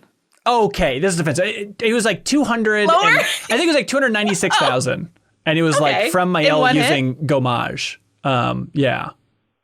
Gommage? She heard level 3 gradient attack. Like I used it against Renoir. I was like, this seems fitting. This seems cool. Yeah. So I think mine was, and it was like, it compared to other people, it was low, but I was playing pre-release, so I didn't see all the like busted builds people were doing. But I could get 14 million out of my L, like consistently. Awesome. And what it would be, and this was my strategy for the Simon fight until it changed, as we'll talk about it. Is it's Monoko's the buffer and debuffer. He gives Mael powerful. He gives the enemy defenseless. Mael goes in virtuoso stance. CL marks the enemy and gives Mael the double damage next turn skill, which she has, which is an insane skill. So Mael is doing virtuoso plus double damage plus mark plus powerful on defenseless, and then use that Gommage thing, and I could get like 14 million. But later I found out that what people were doing, and they've since patched this skill, is there's the skill that like takes her down to 0 health. Yeah. And I think that's how people were like one-shotting Simon with that. And I never was able to do that. Last Stand or something, I think it's called. Okay. Yeah. How are you putting her in virtuoso stance by the end of the game? There's a weapon that lets you do it right away. Yeah. Well, there's a weapon that lets you do it right away, but I actually found the better one was puts you in virtuoso after you successfully parry an attack, because then you get to be in it the whole time if you parry attacks. But then you have to parry, which you're good at. Yeah. So we'll talk about that just puts her in it automatically. Kelsey, do you remember how much you were lobbing out there? It's probably like 500,000 or something. That's great. That's great. I know, but like our chat's saying 26 million and 120. It's like, what the hell? I finally beat the game last night, and I was like mad that I had to go do that. I was like, well, we're recording tomorrow. Like I need to go see the end now, but there's still like 100 side quests I want to do. I think I did most of the big ones, like, you know, everyone in your party's side quest at least, but like I know I missed the Simon and Clea stuff. I just ran out of time. Yeah. 135 million with a Verso burn build, says Little Rainbow. Oh my gosh. I was doing that's a burn what build too. I talked to my friend Iron Pineapple, who makes like Souls videos, who told me that like you can. And it's probably what the writer, or the person who wrote in earlier about giving Verso like 500 points is like you can give him enough stuff that he basically never runs out of energy. And you just keep shooting people and you keep getting energy back from that. And then you're also applying burn while you're shooting them. And so you can just stack like hundreds of burn per turn. Perfect. That's perfect. Oh My Blob says, the most brutal thing in this entire game is the fact that they made Alicia weak to burning in the Reacher fight. Oh, come on, Clair Obscur, you can't do that. Hottie Fish points out, saying the third Axon and Mael confronting her own painted self was an interesting moment for me. Mael sees her own painted self, who had all this guilt over Verso's death projected onto her, and gets this very unusual opportunity to comfort and forgive herself quite literally. Though, like Verso, I was a bit surprised how quick she was to accept Alicia's death wish. Yeah. I love that. I love them having those conversations. It was like, hey, how rough it is to lose a sibling, and like you made that happen too fast. Like I don't care that that's what she wanted. That is not fair to me, her brother, kind of, sort of. He was so valid for that when he was like, "What the hell? You couldn't have given me 2 minutes to chat with her and say bye." That side quest gave me one of my favorite dumb things in the game, which is the conversation you have after it. She's like, "Yeah, the monolith looks kind of empty now with nothing on it," and she paints Papa Volton, which is Dad, go away. Hell yeah. It's just, as you're flying around the rest of the game, you're just looking at this monolith that says, Dad, go away. It's I think that's like very 16-year-old girl. It's excellent. Yeah. It's like this used to be about a giant giant monster, and now it's just like a daughter's mad at her dad. Yeah, bedroom door right for a on daughter. A mountain. Yeah, I think that's kind of the magic of this game, and why I love the writing in it so much as well is like there are moments that feel almost too loose. There are moments of dialogue. I was like, wouldn't it be funny if we just put this in there? And the fact that the game can still tell a profound story and have these moments of like, okay, all right, why not say this? Why not have fun? Like, you know, just Monaco and Verso talking, one of their little buddy moments, and Verso talking about cuddling him and being like, can I be the little spoon? It's like these weird moments like this. I feel like if it was like a larger team, had too many people like overseeing it, too many cooks in the kitchen, a lot of this kind of like weird wonky details can get ironed out. But I love that it is a weird, silly game at times with the dialogue or big swings like repainting the monolith. I love that third axon, like the Reacher section. I think it's so visually cool. Yeah. I love that there are like new enemies there. I think actually it's something that I've been thinking about a lot, just game construction wise, is I think there are a lot of places where you can see how this game was going to be longer and then it was shortened. Because it's like that Axon thing feels very main path it to does. me. Yes. Yeah. And it wasn't. And I think actually the most notable one is waking up all the other expeditions. Because I assume you guys had the same thought that I did, which was like, oh, am I going to have to go and like find all those guys? Well, especially when Minoko's like, it's time for the greatest expedition ever. It's like, okay. Oh, no, just the cutscene plays. Got it. And then it's a cutscene. Yeah. I was kind of like, phew, I don't have to backtrack.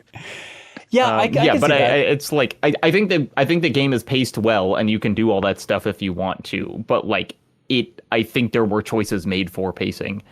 Yeah, I think that's right. It's surprising how it's all structured. Like, CL doesn't really get like a loyalty quest where you have to go somewhere on the map for her. But then Mael's is like huge. Like you mentioned, it just feels like main path stuff. CL's was one of the like most affecting emotionally scenes in this whole game for me. Like, the way she talked about the loss of her husband, and I can't remember her exact phrasing, but she talked about like all I could feel was just like the weight of him not being there, like just the lack of him. Was really like the whole time I was like, this was written by someone who has lost a loved one. Like this is it made me cry, Ben. It made me cry. Good. Okay. Good. Leave her alone, Ben. You're human. No, I'm applauding it. Good answer. Good answer. Tears are always the answer. No, absolutely. And like the part that killed me too is when she was talking about, losing, when she's trying to take her own life and swim out into the ocean, then losing her kid. And then she's like whispers the line, and it's such a good delivery where she goes like, she would have been 6. Like just a real quick, quiet whisper. It's unbelievable. Yeah. And then I realized, like, I went back and watched the cutscene where SK first meets them, and he's like, oh, my friend who's bad at swimming. Like that little hint. And she's like, what do you mean? Anyways, and like moves on from it. Did not clock that at all. It's just such a relief that it's like we're all in the camp of like, okay, is she also being reincarnated? It's like, oh, no, not reincarnation here. He just actually saved her out in the ocean once. It's totally legit. Is it weird that she's like, Verso, we need to be done, but... And then they can... That was so weird. Have sex one more time? Is it cheating if you know your husband's going to come back to life? The first time. It's cheating while he's dead. Well, it depends. Yeah, it's cheating, but then the chroma factor, you got to factor that into your morals. It gets confusing because you need a certain amount. If I was her husband, I'd be like, good for you. Wow, Jacob, hero. Oh my God, I'd be so mad if I got so Kelsey, how did backed. your Lune romance go? Oh, I'm so jealous, Kelsey. So you guys did not get to do that, right? Well, okay. Yeah, I'm confused. I kind of did, I thought. Well, you get Lune's side quest, but no, you you didn't romance have her. implied sex with her if after that side quest if you've rejected CL. Well, I had implied sex with both. You dog. I mean, you lucky dog. Are you sure? Yeah, like at the end of the Lune side quest, there's a thing where it's just kind of like, all right, they're going to go off and play music together. And then it's like in text, it's like after they'd done what needed to get done, they went and played some music. Did you hear couch okay, spring yeah, that is, sounds? yeah. And there were loud couch spring sounds. There were no sounds, yeah. I'm thankful it was all just very tasteful. But yeah, they walk back to camp or whatever, and it says, CL smiles at them as they walk back to camp. CL knows. Oh, okay. Yeah, because I got like my final conversation with Lune. She was kind of like, hey, this would have been fun, right? And Verso's like, that's yeah, what she said to me. You know, and it's kind of like we could have hooked up, but I got the impression from that Lune was like, CL got there first, and I'm fine with it. Huh. I'm interested. So someone called me a liar on Twitch. Another person said some streamer also romanced both. Yeah, it was a light romance for both. Oh, I wonder.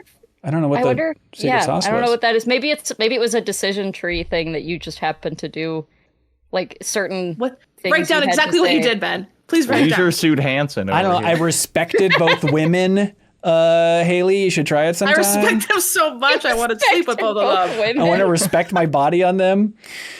Mason Cowell. Let's show them both a good time. Respect them. Kevin K writes in and says, during Mayel's side quest, in the first cutscene, Minoko almost falls while looking over the edge of the tower, and CL catches him and makes sure he's all right. This whole interaction happens in the background of a scene and does an amazing job giving those characters life and personality. Yeah, so many great, just quick little fun moments in there. And Jacob, yeah, it's the least surprising thing in the world that you're really into the Tower of Babel idea. It's like, oh, good Jacob fuel. Here we go. Yeah, but also it gives more dimension to like what is going on with like the painted versions of everyone. You know, that it's just kind of like, because the idea of that is what exactly? Like, which Renoir is making that tower for Alicia? I thought it was Clair. Real Renoir made it, I thought. Wait, am I thinking of a different thing? Clair is definitely the one that made not the Endless Tower, but the the accents were made by Renoir, but the Reacher, the Reacher. The real Renoir made all of those, but he made them as like parables to represent the different family members. And the Clair one is dead. That's the dead axon that you go by. But Reacher is the one that's supposed to represent Alicia. And the idea of hope, which I like that discussion that they had of just like, Renoir, like everything is a parable. There's meaning in all this stuff. And it's like, compared to Verso's painting, I guess, where it's just kind of like, there's a crazy coral reef town and there's water everywhere at the end. It's like, it is kind of like rolling their eyes of like, this is what it's like to have a great artist as a father. Everything's a metaphor. Cool. What was up with that? So they're like the weird builders who are like, are they trying to take this place apart? Like those weird enemies with like the straw heads and all that stuff. Then there's like the one would have like green hair at the top. It's like, what is this thing's deal? What is going on with this? Yeah, that guy's trying to help her, and the rest of them are building the tower to try to reach her to take her down. It's perfect. Yeah. They look like little nightmares, guys. They do. 100% thought that. Yeah, they were fun. Let's see. Green Mountain State says, did anyone visit the fountain? You can fly there and meet Blanche, the Nevron. Seemingly, if you've been nice to the Nevrons, you could help. You learn that Clea, Mayel's sister, created the Nevrons to impede her parents' power and try to force a resolution faster. The Nevron was supposed to erase others, but betrayed Clea. You get 100 Lumina to spend from this Blanche character as well. Yeah. It drove me crazy because I like in my first run through without having a walkthrough, I like almost got there and stopped right before the step that would have given me 100 lumina. I was like, damn it. God. Some of those white Nevrons are so freaking sad. They're just like, why is my body not finished? I cannot believe I can't do what I meant to do. Like that rock one that's in one of the first areas is just like, I can't move. How dare I exist? It's like kind of this energy. And I'm like, oh no. Did you guys fight the one that is like, I was born to fight, but I don't. He makes you pick his weapon. Yeah. And then he asks you to kill him at the end. And I guess I didn't assume, I didn't think I was making a permanent choice. because I think the questions or the responses you can choose are like, are you sure you don't want to just try to do something else with your life? Or like, okay, I'll kill you. And I was like, well, I should try to see if he's open to that. And then he's just like, you're unwilling to help me, leave. And so like, oh, okay, I guess yes, I failed that one. I had the same thing happen to me. I think you can actually come back after doing some other stuff and change your decision, but I didn't try that. Someone just told me that. Okay, I tried leaving the area and coming back, and that didn't work, but maybe you need to do some other things. Can we talk about the Clair boss fight? So Clair is in like the flying manor, so you can only get there in Act 3 after you've done all this stuff. I'm working through there, but it's hard. Yeah, and it is like a long section where they're basically like 3 different places that you have to go, and each place has like a chromatic Nevron at the end, or chromatic Nevron, and you have to kill them and whatever. It's this whole big thing.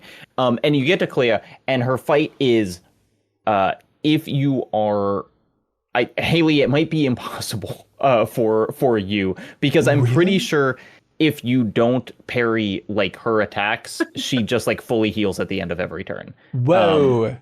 But it's like 3 million or something every turn. So it's I was watching this because I was like, I'm never gonna get I watched it too, yeah. So it's like, but it's Clair, but it's a painted Clair, and the way that she attacks is she's summoning Nevrons to attack you because she's been painting all of them. But then the really crazy thing, and kind of like the lore reveal of it, is you beat her and it shows your team panting, and it's like, someone is like, why is she so hard? And Mael Alicia is like, she was repainted by Clair. So even though she's like the fake family member painted by Eileen, then she was painted over by Clair, who is, I think, maybe like more powerful than any of them. And then you have like knocked enough of Clair's control off of her or something that at the end of the fight, she just gets all the Nevrons that she had been summoning to attack her instead, and just like kills herself by like getting impaled by like 12 Nevrons. It's crazy. Like it's a really wild ending to a fight. God. Ample Samuel says, I was kind of shocked that the 2 hardest endgame fights were as important as they are story-wise. If you complete the game without learning anything about Painted Clair, I feel like you're missing quite a bit, and it's the same for Simon and Julie. I did have one nice moment with Francoise after you do the full SK mission. You can go back and talk to him again. Did you guys do this? It's very sad. you show up. Like after you give him the sculpted thing? Yeah, you can go back and talk to him one more time. And he's just like, I just really miss Clair. And he's like, tell SK to come around more, and then starts crying. And you're like, oh God, it's really sad. It's a sad turtle man. Clair not beating the terrible person. At least her buddy alone for 300 years. Yeah, Clair it was interesting for me as someone who, like understood that some of these fights existed, but not necessarily like the contents of them. As kind of all this painted stuff is getting explained, and then especially after we see the real world Alicia and Clair and everything, I'm like, wait a sec, where's Clair? Yeah, like, totally. There's this whole family. Where's Clair? Like, she's not showing up in any of this. And yeah, as it turns out, the painted Clair hasn't been around for a really long time. She got painted over by the real one to just basically be a Nevron factory. But I love too that even Verso's like, yeah, I met Clair 3 times. Like, she met me right at the Paintress for Expedition 0 and explained everything that's going on, which is cool. But I love that even she's super rare for him, who's been around for so long. Yeah, she's just like, I'm not wasting my time in here. this is you guys' problem. Right. Yeah, right. Red War says like she's off fighting her solitary war. She's like the only one caring about the writers trying to burn their house down while they're all in the painting, having fun, fighting, I guess. We're just having fun in the painting, Clair. You stay out there. Dinner. Jerry Y gets to what Jacob is dying to talk about, I presume, asking, is Simon a well-designed boss fight? I understand the need for difficulty in a secret/optional boss, but there is a level of punishment in that fight that is different than just being hard. So let's freaking talk about Simon. So I think it is maybe a well-designed boss fight because I've talked to many people who have essentially one-shot him, or there are enough like busted builds that you can make that if you make machine gun Verso with fire, then he's not nearly as hard as he was for me. For me, I don't know if I have fought a more difficult boss than this. Like, it was literally probably 4 to 5 days of like 3 hours a day just fighting Simon. Whoa. And the final fight took 56 minutes. Like, and it was not like I like paused and like went and like ate lunch. It was like 56 minutes of incredibly precise fighting the whole time. Wow. The way that you say that, and then Simon in chat says you can also still two-shot him post-patch. Like the fact that so you can fight for an hour and also two-shot him. That's insane. I heard that, that's and so I was like, I want to beat him pre-release because like I know that there are going to be ways to cheese him, and I don't want to do that. But so the ways that he is hard. One, he just does an insane amount of damage. He just does so much damage, and he has really fast combos. He is the most soulsy boss of the whole game in that you fully deplete his first health bar, and then there's essentially a cutscene where someone says like "Dark Arisen, rise," and then his hair goes all crazy, and then he comes back. When he comes back, he gets 2 combos that are each like 15 hits that are like the first time. You guys watched like the Sans Undertale fight? It's like that. It's just like, it's like comically like fast and hard. Yeah. But you do like, there is no way to bullshit your way past it. Well, I guess there is. There are like ways to two-shot it, but there weren't ways for me to do that. And so I just had to learn all of them. And then what he does, also all of his normal attacks, they gain, like at first it was like 1, 2, 3, 4. What happens in the second phase is each of them gets a second strike. So instead of 1, 2, 3, 4, it's like 1, 1, 2, 2, 3, 3, 4, 4. And it's like you have to parry all of those. It's like music. And then when you are about 2/3 of the way through that fight, also, sorry, this is, I need to talk about this because I spent 12 hours of my life doing it. If he kills a character and then he is playing again, he will immediately erase them from the canvas so you can't revive people. So it's good. If he has really high speed, and so he gets to play a lot. And so if like, you know, if Mael goes down on turn 1 and then he has turn 2, he just disappears. He gomages her. And so she doesn't get to come back. So you do all this. I'm pumping everything into Mael so she can do 14 million damage a hit and like gradually take him down, because I think he has gradually 50, with 14 million. I think he has like 50 million health or like 45 million health or something. Then when you're about 2/3 of the way through his second health bar, he does an unblockable attack where he just wipes all of your characters off the board instantly. And so then you have to do the remainder of the fight with your 2 backups. So like I had Minoko CL and Mael out there, and he wipes them off. And so then I just had Lune and Verso. And the way that I did it, and the reason that it took 56 minutes, was kind of like what the person who wrote in earlier said, which was Lune died immediately. She had no chance. And Verso I was doing almost no damage with, but his gradient level 3 attack does let him like resurrect after he dies. Yeah. And so I would just hope that I could build back to gradient level 3 before he killed me a second time, and then I could like activate it. And so it was just like slivers off his health bar, but I was kind of unkillable too. And so it took almost an hour, but I am like, it is so cool to think about. And it was such a you boss, but like I ended up kind of loving it. What happens when you beat him?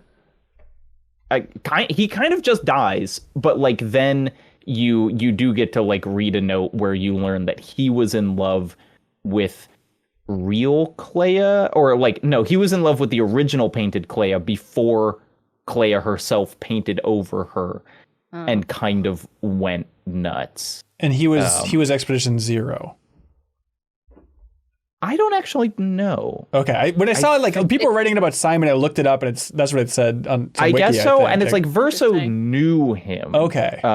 Also, he has one arm, which I don't know if that's like an intentional Gustav evocation or what, but it's Simon is Gustav. Everyone's the same person. Oh, Simon is Gustav. Chelsea was right. I was just excited to hear that, so the toughest boss in the game, his name is Simon. That's so fun. I know. I love just how simple it is. Here's Pete. Yeah. He's a real SOB. Crazy names.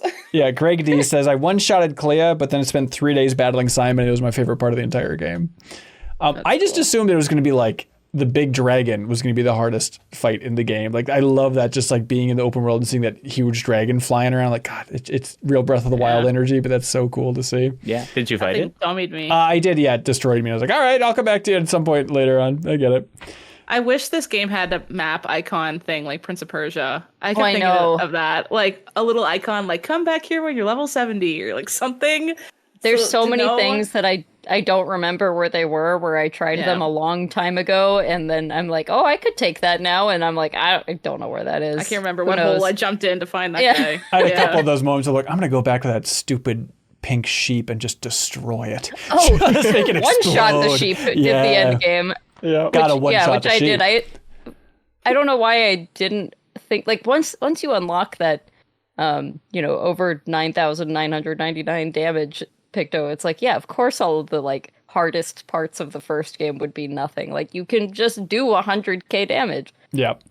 James H says, about late game overworld exploration and content, having to feel out the map to see what I could and could not do was charming and fun. Having to keep track of everything myself made me feel much more involved with the world. Constantly having to return to places I've been to see if there's anything I missed or if I could beat the enemy that I couldn't beat before gave the game kind of an old school charm that modern AAA polished games lack. Yeah. Yeah, it definitely was fun just to have that world of possibilities and just know, like, this is going to be all over the place, difficulty-wise. And let's just poke and prod and see where I can start. Jigs Casey says, after the triumphant Paintress showdown, the game gives SKA wings. I love how the way he takes off, too. It's kind of like that quick flutter and then he gets up there. But then strips away every breadcrumb of direction. Landing to fight new enemies became a gauntlet of one-shot wipes or marathon battles that gut-punched my momentum. What should have felt like exhilarating freedom after the incredible storytelling it turns into a punishing slog. I'm shocked more players didn't flag how frustrating the open world was. I found it hard to push through and finish the game.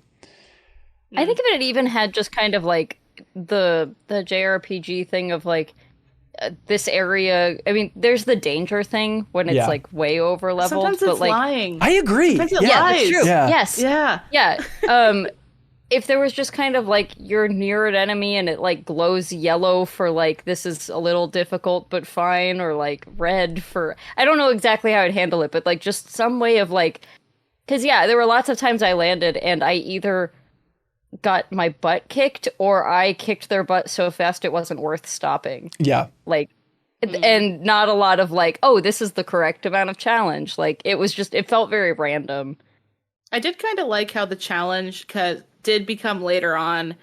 Is their set of animations just really rapid, or is it short and easy to memorize? Because I did get better at parrying after 50 hours of this. Believe it or not, it took a while, but I got better. So it's like, fighting Sprague, he had pretty easy to memorize hit structure. So I was like, he's actually not too bad. It wasn't the fact that he did so much damage or had so much health. It was just like, can I memorize his stupid hits? And like now mimes, I'm like, haha, stupid mime. Like there's that one mime you fight if you like go in the painting one at a time. It's like the most souped up mime. And it's like, even though that one could have one shot me, it still wasn't that hard because mimes just go 1, 2, 3. Yeah. 1, 2, 3. Like that's the only thing mimes do. So that became the difficulty. So that when you fight things like Simon, who are like 1, 2, 3, 4, 5, 6, 7, 8, 9, 10, 11, 12. I'm just like, like I just can't do it. That is exactly what it's like. Yeah. Did you guys find the giant is it the petanque? The like weird things that run away? There's like a giant one in the overworld that you like chase on Eskia. Whoa. No, that's cool. And it's fun, and then it kind of like summons other Patonks as like backup, and you have to kill them or it heals or whatever. It's just a fun, weird, hard fight, which there are a lot of in that game. I love it. S Bubby Jubby, of course. They say, so there's a floating island Great that only name. Yeah. There's a floating island that only has the family portrait. If you interact with it, the portrait disappears. Does anyone know what they actually do? Yeah. You can put it in the you can hang it in the manor that you keep visiting. There's like an empty portrait on the side of the wall. And you can put it there, and then the doors open, which we know in the real world is the doors where Renoir and Eileen are inside the painting. But in the painted world, you can go back there, and there's just some lore, and you can find like, I think it's Alicia's like black costume that you find there, and like a record. It's just kind of a completion thing, but it's like a fun bit of lore. That's like her best outfit too. But then Renoir like summons that painting in the middle of his fight. He sucks all the life out of it. I took the painting, but he still summoned it, and I was confused about that. Maybe he has an extra copy from the copy place. He just repainted it. Yeah. It paints all over this. I was confused in the epilogue, I believe. In the epilogue, when you're walking around the painting or the manor, there's a painting on the wall that has like the Expedition 33 monolith. I'm like, wait, but this is like Expedition 49 when the epilogue takes place. But is it just a little... Wait, it says 33 in the painting? Yeah. They just knew it was going to be a really important one or something? Well, that's okay.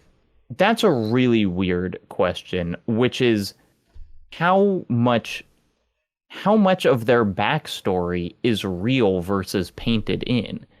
Because it's like, if you think about it, it's like, we don't see all of the, like, it's like, we've heard that, like, Gustave grew up in Lumiere and had all this history, but it's like, it could be, if they're painting a well-realized character, that he popped into being basically the moment that the game started and just has a bunch of backstory in his head.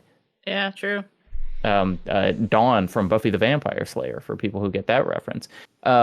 Just like, it makes the time dilation maybe make a little more sense, you know, of like how long have they been in the painting. So maybe Expedition 33 was like the first one, and all the history is kind of like just fake backstory.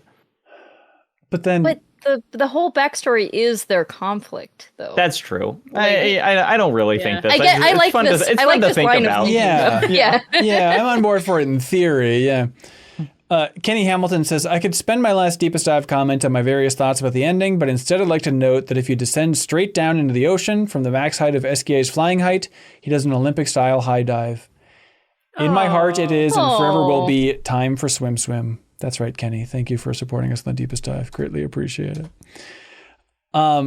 Dennis says, the Monaco Verso conversation before fighting Golgra at the Sacred River was hilarious. Monaco's I've already thought about it thrice, and please help me, had me laughing out loud, losing countless times after that. Didn't feel so bad because I got to watch this scene over and over again. All of his deliveries were so good. He's just such an excellent comedic relief character. And just how scared they are of Golgra is so funny. And then I thought, like, I kept going back through the game to be like, well, now Golgra won't one-shot me. And like, it was only at like the very, very end of the game that I was able to beat her. Did you guys there was like a flying arena, a flying gestural arena, and it's just like, functions just like the other one, and except it's harder. And at the end, you fight Golgra, but I can beat that one. So, like, there's 2 times where you beat her just fine, and then the one in the actual Gestural Village is, like, impossible. I was a little frustrated by that, because I just got done beating her for the Monoko side quest, and then also for the flying arena, and then I was like, okay, I've beat her twice now, let's do this. I literally can't even, not even close. Yeah. It's nice that it forced you to play as Monoko, because I always wanted to use him more, but actually having that fight where it's like, okay, just Verso and Monoko versus her, and I was so scared. I think that even had like a danger thing before you went into that area. And it's like, oh no, that's one where it actually, that fight wasn't so bad after all. Man, I feel like I got murked in that fight a few times in a row. figured it out. I guess I never used Verso, and he's the stronger of the two, probably. Yeah. Well, so that's probably why. Spencer Bertine says, I went back to the Justral Village to fight Golgra as Mael in order to get her best weapon. And with Monoko in your party, she makes a comment along the lines of, if I see this idiot. So, of course, I switched navigating as Monoko and talk to her. She immediately engages him in battle, but the fight is surprisingly easy. After the fight, she states things between them aren't settled, but Monoko is allowed to visit from time to time if he wishes. If you switch back to another character and speak with Golgra again, she asks, is Monoko with you? Wait, don't answer that. I don't care. Did Golgra throw the fight because she has a little crush on Monoko? How sweet, if that is the case. Maybe.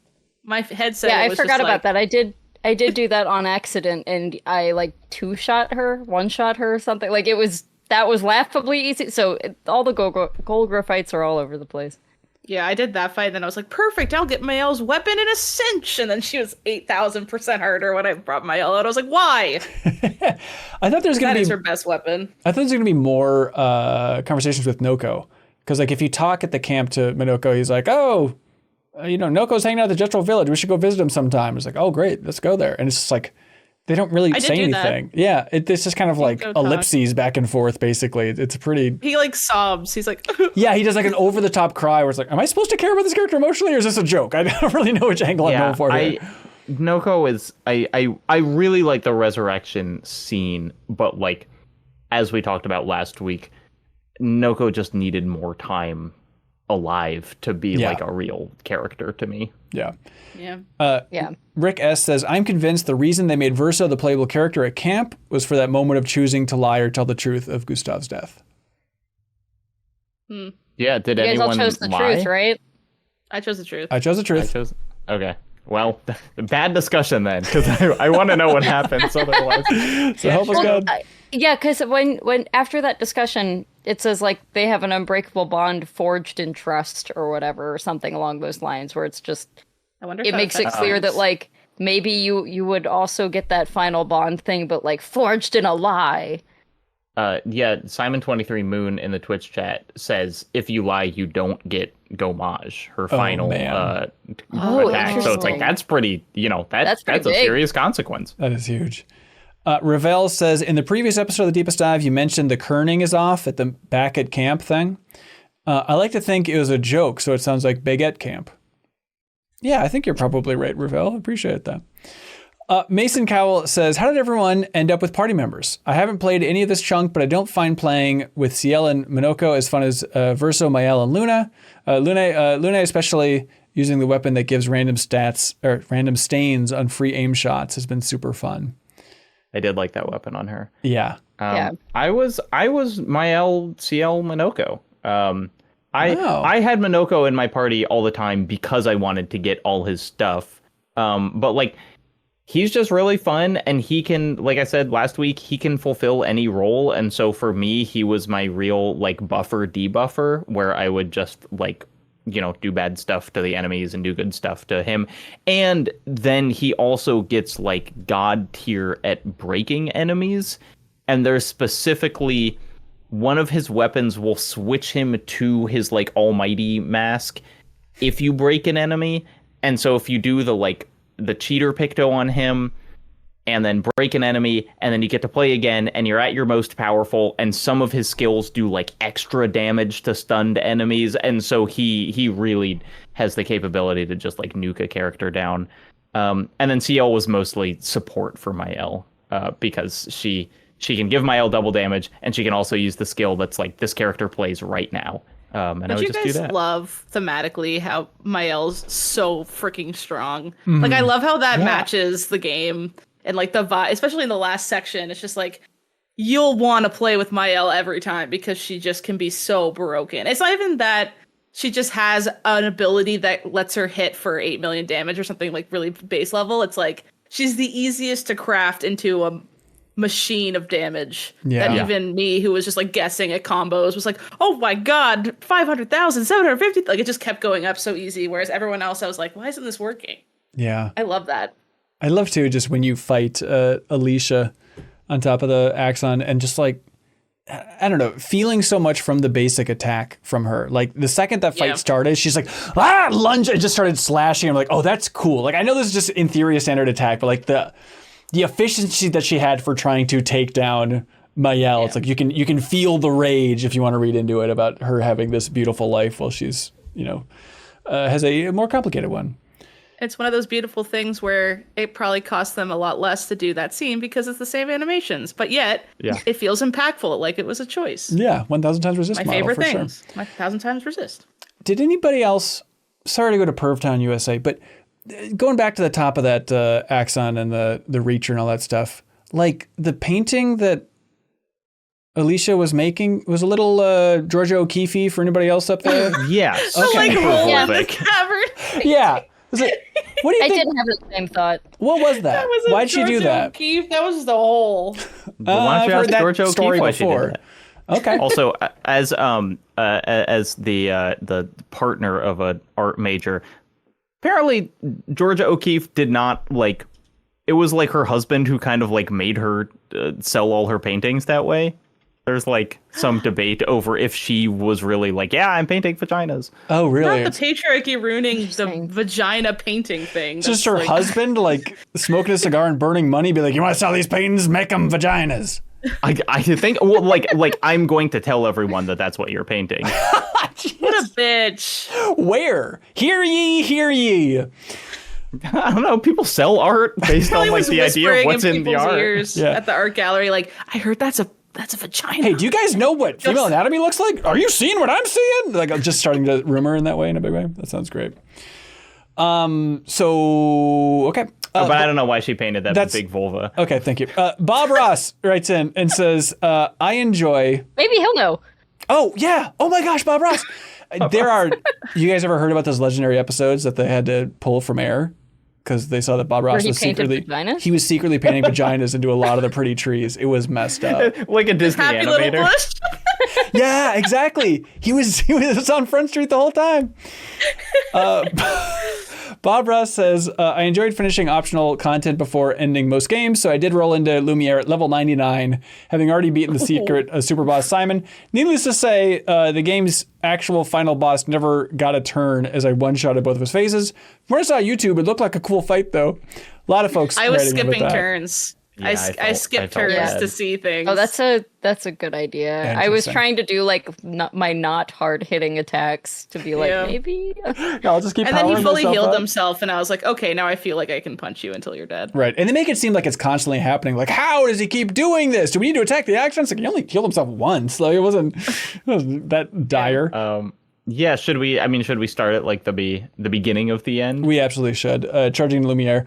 When they were like recruiting all of the ghosts, like, are they going to do the Return of the King thing of charging? And then they 100% did the thing of like, the other expeditioners. It's like, oh, we were joking about that in the last episode of like summoning the old expeditioners. That's basically what that entire sequence was. Yeah. They didn't have a car, but yeah. It should have the one guy in the car. Oh, they should have. And the Ferris wheel. And the wheel. Oh, that would have been so cool. The naked ones are in the back. Go! Yeah, there's no reason for it, but some people are putting up handholds on the side of the building, like, just in case anyone wants to use it later. We'll be over here. Thank you. I love that. It was surprising because all right, I want to get some fights in. I'm looking forward to taking out some of these schlubs, some of these enemies on the way through town, and then like expeditioners kept flying in and like taking them out for me. I'm like, oh, okay, all right, never mind. But at the same time, I was so over leveled that every time I did have to fight an enemy, I was like, okay, here's another wasted 20 seconds of my life. Like it was, they weren't like satisfying. I was running past them. What I thought was weird actually is how many Luminas were in Lumiere. Yes. At the end, where I was getting these things, and I was like, I don't have time to learn this. Like, I'm about to fight the final boss. Well, that's but the nice thing. Sorry, Pictos is what I meant. Yeah, is like none of them seem too. There's also a great. lot of Luminas in there too, though. Yeah, like a lot of them were like, okay, it's not like I need to learn this right now. Like I think that would have been frustrating to make you rebuild your build, but stuff where it's like, if you want to, here's an option for you, but nothing that's gonna revamp everything. I wish they didn't do that though. Yeah, then it's more of just about getting to the place than like, should I stop and respec? Sure. Yeah, my favorite one though is that there's a picture that's like a way worse version of Cheater in there. Yeah. It's like you play again, but you do 50% damage or something like that. And I was like, haha, I have the better version of that. You already had cheater before you went? Yeah, but before I went to the end of the game? Yeah, you already had cheater then? Yeah, I was like doing all of the side quest stuff, and then literally at like 8 p.m. last night, I was like, I think I have to finish this game because I talk about it tomorrow. I think it's dang it. This is like a hot take maybe, but like I think it's a bummer to have to do stuff after. Like I want the final boss to be the last thing that I do. Like I really was like, when I see credits roll, I'm going to be done with this playthrough. So I tried to do everything optional first, and it made me super over leveled, but it's like, I just don't have the motivation after I beat the final boss. That's like, you know, the thing that I was trying to do. I think I'll go back and do some mop-up stuff, especially when we get to like kind of Game of the Year debates. I think that'll be a nice thing of like, oh, let's go explore this world, reacquaint myself with all these basics and stuff like that. What was up with they were like, oh, the 32's. It's the 32's. They were like weird possessed versions of like the next expedition, or like, what? Am I missing this? What was that? You're fighting like enemies in the town, and I think it's Lune says something like, oh no, it's the 32's. They mean just like everybody else? I don't know. Help me, chat. I don't remember her saying. Okay, it was a small little line. It probably wasn't a big deal, but I was confused. Like, wait, so they were all gommaged, but then they came back? Oh, someone in chat, Floondoon in chat says Renoir paints over the 32's. Okay, interesting. The beloved 32's, the next class. I missed that. Apparently. Yeah, it was a super quick little reference. The enemies were, I see. Because there were some enemies at the end that looked like people. Right, yes, it was them. So those were like, who was going to be Expedition 32, I guess. Yeah. And he painted over them and made them bad guys. There was that big opera house you go through with like the big blue ghost playing on the piano that looks so freaking cool, which I guess is kind of a reference maybe to the ending of the game in some ways for Mael's ending. I assumed it was Verso. I mean, it's just Verso wanted to play the piano. Yeah. Did you the statues on the docks in Lumiere? Are those two giant Versos? I think they're two Gustavs. Like every man is the same man. They're all the same statue. It's Unity face. It is Unity face. Maybe that was like Expedition 0 or something. Like they set that up to say thank you for going and so it was Verso then. Probably. So first Simon? I don't know. Yeah. But yeah, it was cool. It's the nice thing of kind of run through a destroyed weird version of Lumiere. It seemed like a cool climactic way to kind of to end that. I like that as a setting. You got to go back. The lighting was super cool. The music. In there too. Yeah. The guitar solo that showed up at one point. I literally went, "Oh my god, this is awesome." Yeah, there are a couple musical tracks where they go crazy. I mean sorry, I'm gonna talk about Simon more. The Simon musical track was like we have like metal vocals over the kind of like, because I can't remember whose theme it was, but it was just the one that's like na na na na na na na na na na, but like it had a guy being like like it was full on just like a metal voice on it. And then they do similar things when you're running through here. Jay Bogus, you know them, you love them, you like them, they might like us. Hey. Jay says, hey, 2 things about Mael. First, the soundtrack frequently uses non-lyrical singing for music strongly associated with her. Like writing in Gustav's journal, Gustav's funeral, Verso's playing piano for her, exploring the Reacher. Likely a nod to the damage in Alicia's vocal cords. Oh. Do you think it's also, they say... It would be interesting. They say, second, even though Alicia's character model seems to be taller than Mael's, I suspect she is 16 when she enters the canvas. The reason being that she would then live 16 years as Mael, making her in some sense 32 by the events of the game, just like the rest of Expedition 33. This is exactly the sort of detail that Sandfall has filled the game with. 2 interesting ideas. Yeah, I like that. To it. Oh, she's like mentally the same as them? Oh my god, I never really thought about that. Right. That's cool. What about, I was surprised by how much taller the curator was than Renoir. Did you notice that when they're finally, he's like, we finally meet, and they're standing next to each other. It's like, wait, he is like a foot taller than him. But again, you're reading too much into silly little things. I just guessed that it was. The monolith's been crunching his spine. He can finally go. Oh yeah. Isn't he also he's just like making floating? himself into a cool battle form. Yeah. He's not like floating, but he's kind of floating. He's not like Lune walking level around floating.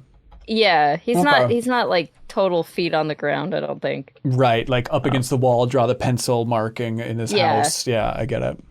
I do. I really love like real Renoir's fit, the kind of like gold vest with the just the kind of like gold motif on all of them is like something that's like a Cassandra and when they homage, thing. they're gold. Yeah. I think it's intentional, but like just his kind of like, especially how scary he is like on the beach where he's wearing the suit with the other big jacket with like the sleeves hanging off him, like that guy in Yakuza.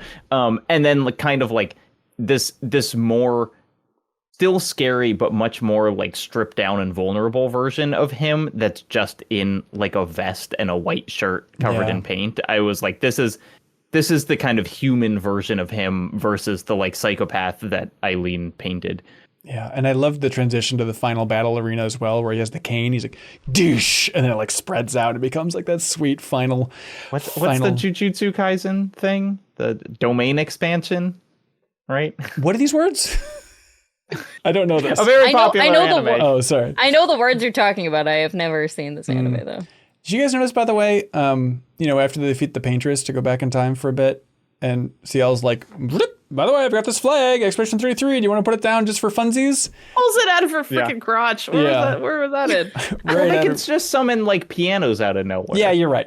Yeah. But am I reading too much into it? When Mael like slams the 33 flag down, it makes like the same sound as Renoir's cane hitting the ground. Oh, I didn't notice that. Oh my God, look at you noticing little details. It's kind of like poetry at rhymes, Haley. I don't know if you ever thought about that before, but I loved that final fight. It felt so climactic and fun, and just like the animations are so absurd, just flying all over the place. Like it was the right level of kind of a climactic fight. And what killed me is, he has some line that I was like, this is what I want every final boss to say, which is like, as you're fighting him, where he's like, why am I the only one who sees this? Like, I love that. It's just like his frustration. It's like, oh, you guys, like, I'm so confident in how I see the world. Why do I feel like I'm taking crazy pills here? Like that's the tone you want from every final boss. I think like there's no other choice here. I have to fight you. The fact that they just put essentially a kaiju battle in the background. Yes. Where like the axons come back and you're like, oh, and then Eileen wanders in and it's like, we don't really understand the mechanics, but he's like, no, you can't be back here, it's too dangerous. And so it's like she's somehow like, giving up her body in order to like help them fight him. It's so cool. Which is such a weird, because Mael's like, well, I hid the painting so Mama can't come back, and then it's like, wait, okay, that idea of you can come back into the painting but you can't do it too fast or else you'll kill yourself. It's just like that extra weird bit of lore, more stuff to try and wrap your head around is so fun. To learn how does the painting world work with your health? Do you have to like only on weekends, otherwise you die? Like, how does it work? I do assume that like there are a lot of ways in that it's treated similar to an addiction. Oh yeah. It's like the reason that there's no third ending is because it's like, develop a healthy relationship with them, and no one can. Right. That scene where Renoir's like, do you know what I see every day? And then it just like shows Eileen just like destroyed with like the painted eyes, and there's like, this is the wife that I have because of this hell that she's trapped herself in to try and get through grief. I thought it was an interesting choice. Renoir's final lines here, where Mael's like, just a little bit longer. I'm not going to stay in here forever. Papa? I just want to live in this world for a little bit longer. And he says like, I'll leave the light on for you. It's like, what specific thing? He says, I'll leave the light on for you. I hope you find peace. Hold on to each other. It's like, what a cool trio of final sentences from that dude. I loved his whole moment there, because he was making a lot of sense. It's like he's the villain. I just love when like, the villain's kind of valid, you guys. I think I trust him more than everyone I've just played with for 48 hours. I mean, we are now at the kind of final discussion part, but yeah, I mean, that was my immediate thought, was just like, everybody's incorrect and correct at the same time, and and that is what, that's the first part of what makes this so difficult. But like, this is absolutely destroying everybody, and we've already seen, when you fight Eileen, she is a crazy person. She has gone completely insane from being in here, and she's insane in the real world where she's stuck inside the painting in her head. So yeah, I think it's interesting that in that Alicia Mael being like just a little bit, and he's like, okay, it's essentially a reverse Last of Us conclusion where it's like she's lying to him and he knows that she's lying and he's just like, I guess I'm just going to let this happen. Like, right. I don't know what I could do now, and so I guess if I've lost, I won't let her go off also hating me. But like, I mean, it paints an accurate picture. Sorry, I didn't mean to say that. Very metaphoric thing, but like it's a very accurate picture of the throes of addiction and like why it festers in families for so long, because people sound sad and they make logical sense and they're like, no, I won't be in here forever, I just need a little bit more time. And you're like, yeah, that sounds reasonable. It's tough to be the like ultimate bad guy and rip someone away from the thing that they are convincing you that is not a problem and that they will be fine with. Yeah. How'd you do on the choice, Haley? I chose Verso. I took Team Verso. I took Team Verso. Where's everybody else at? I took Team Mael knowing it was the bad ending. You knew it? Interesting. Like knowing that this is objectively incorrect, but at the same time, but it's not objectively incorrect, but like knowing that the game probably considered that the bad ending. But I mean, I guess we're going to get into this now. I mean, Mael's life in the real world. Okay. Oh, interesting. cares, I thought you're all a bunch of Mael softies. I thought I was going to be the odd one out. And I talked to 3 other people about this for a Nebula video, and they all chose Mael. So I want to see the Telltale split. I want to know what the percentages are. I said that too. Yeah.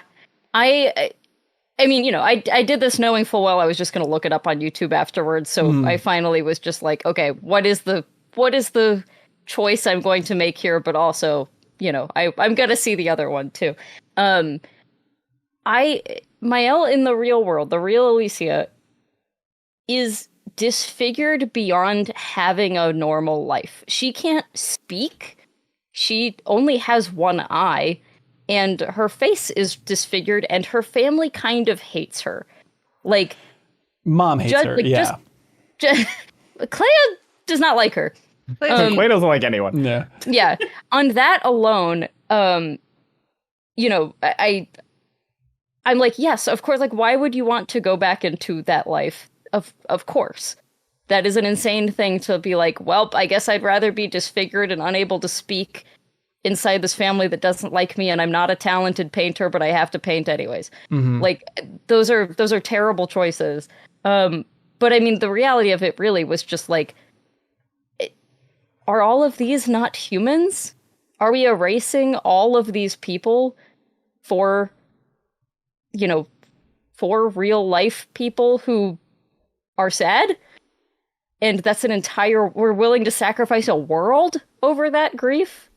And so that's how I ultimately landed at that decision. Yeah. But it's not, I mean, there are no good answers here, obviously. Yeah, that ending that's what's fun. That ending makes it very clear that is the incorrect one. We should talk more about what happens in that, because it's like, so you choose the person that you want to fight the other as, and then as Mael, you beat Verso, and Verso is just like, kill me. I mean, he's saying unpaint me, but it's it is bleak. Yeah. That is, I mean, I think that was the roughest but most effective thing of this entire third chunk of the game, I think. It's just like the emotional conversations between Mael and Verso were so brutal, especially both ways, both endings. Like the lines of dialogue are just as dripping as they can be with pain. I did. My friend talked to the games director at like the premiere in London, and he said that, or I think it was actually Ben Starr said that like, that was the director's favorite scene, was Verso begging to die. Oh God, it's so brutal, but all right. I mean, the voice delivery alone is insane in that. Oh yeah. Okay, and then what happens? Yeah, so, I mean, Mael repaints the whole world, including everyone who's died in it, and it's... Including Gustav and Sophie. Yes, and then it's supposed was to be this kind of, like, happy reunion of everything, and instead of that, we get this very bleak, black and white. Verso goes up to the piano, is supposed to look at all these people who care about him and love him in the crowd, and he keeps kind of looking back and forth to Mael, who's looking expectant. Yeah, the old thing is so interesting. He's aged, and, you know, everyone in the crowd just looks so happy and content.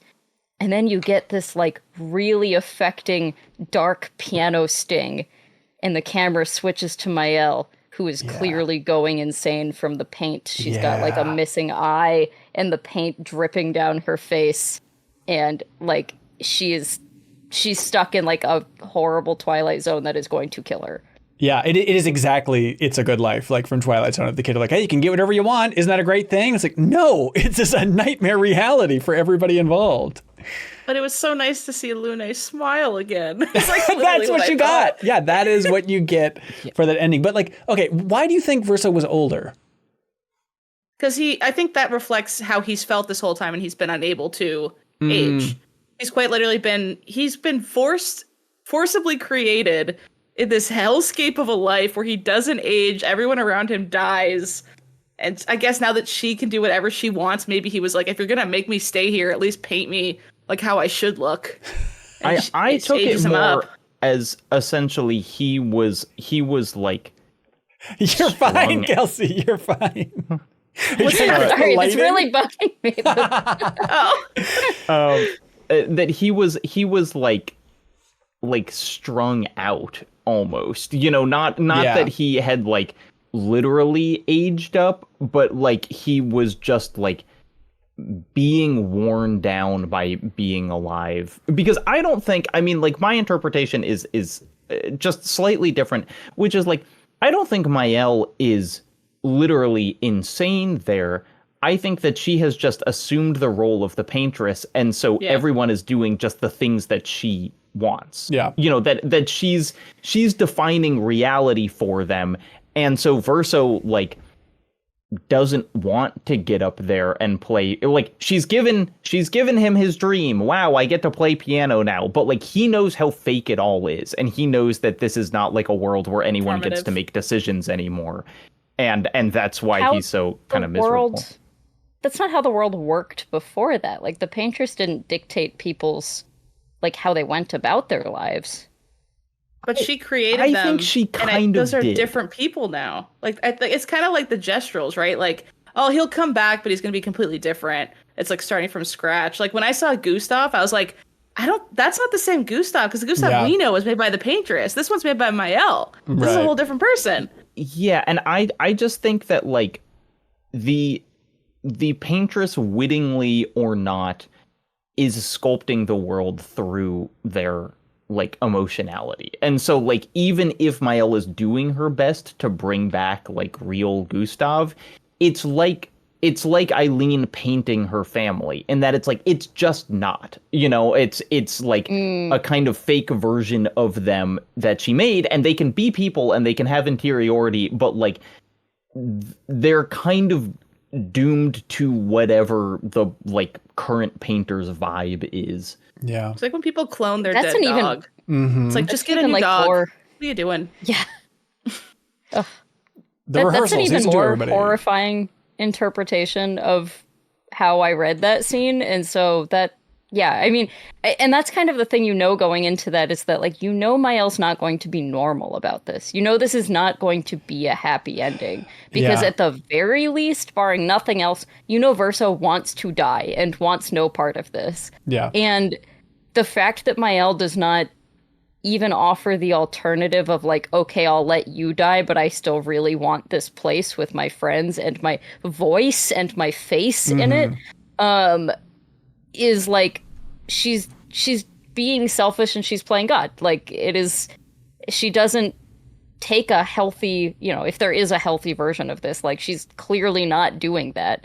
But to me, it was just hard to be like, but what of all of these other people that had no say in this? Yeah. You know, like, Maëlle is clearly in the wrong, but are the thousands of people of Lumiere wrong? Like, should they be punished because Maëlle is selfish? It really just needs a camera swap to, like, Lune's point of view of that ending. It would seem like the best ending of all time. Like, it's all a matter of perspective. Maëlle's perspective is, that's a really sad ending, because it's ultimately a person that feels trapped with reality and now has fallen into the depths of escapism and is pulling other people down with her, aka Verso. And versus Lune's like, I get to live, give me. Right. And like, Maëlle's not too concerned about what she's doing in the painting, and Maëlle or Lune just wants to be there.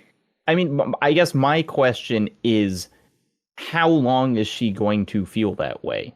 Yeah. Like, is Paintress Maëlle gonna let Lune have like a natural life and die? Because it doesn't seem like it. You know, it seems like they're all going to kind of eventually feel the way that Verso feels, which is like, I don't want this playhouse that you've made this place into. And then she'll reject herself. You realize that kind of in that scene, that, like, you know, it makes sense for her to want this, but you understand very quickly that she's not going to be responsible about it. And I don't think there's a way to be responsible about it, is there? Like, I don't know what the ethical version. Yeah, the kind of like nights and weekends in the painting. Well, I mean, genuinely though, if she really wanted to just like see these people as part of her life and was like, I'm gonna go learn to accept my real world self, but like some days I want to come down here and scream with my voice that I have when I'm in here, and, you know, say hi to my friends. But like, clearly no one in the Desandre family is like capable of that balance, you know, other than Clea. I guess Clea is the only one who's like capable of keeping those boundaries. It's an incredible decision. I love having those moments, and I feel like I get fewer and fewer of them, where I was really stumped. I was looking at that for a long time and going back and forth, and it's like, God, I'm such a sucker for the like, oh, things are bigger than you could ever imagine. Let's zoom out. There's another layer of reality. And so it was on that idea alone of like, if I can learn more about that real world, I think that's ultimately more important than all of these characters. Let's do it. And then hit that button. And then when Maëlle, those performances are just so unbelievable. Like when Maëlle she goes, Verso, stop. You can't just decide this for everyone. I was like, oh, I've made a terrible decision. What have I done? I've sided with Jojo Mart in Stardew Valley. This is just me trying to be, you know, in the minority choice. I don't know. I would have changed my decision in a heartbeat if I could have, after hearing Maëlle like beg and plead. It was so brutal. And then the ending, right, of like, okay, you see the funeral for Verso. They all have their closure. You get to see the party out there in real Paris as they slowly fade away then, as they're all dead. It was like, okay, that's a brutal ending. And then went on YouTube, let's see what Maëlle's got. And it was just like a wave of relief. Like, you mean I chose the healthier option emotionally? I thought I was trying to be somewhat evil, but okay, that's incredible that I suddenly feel validated.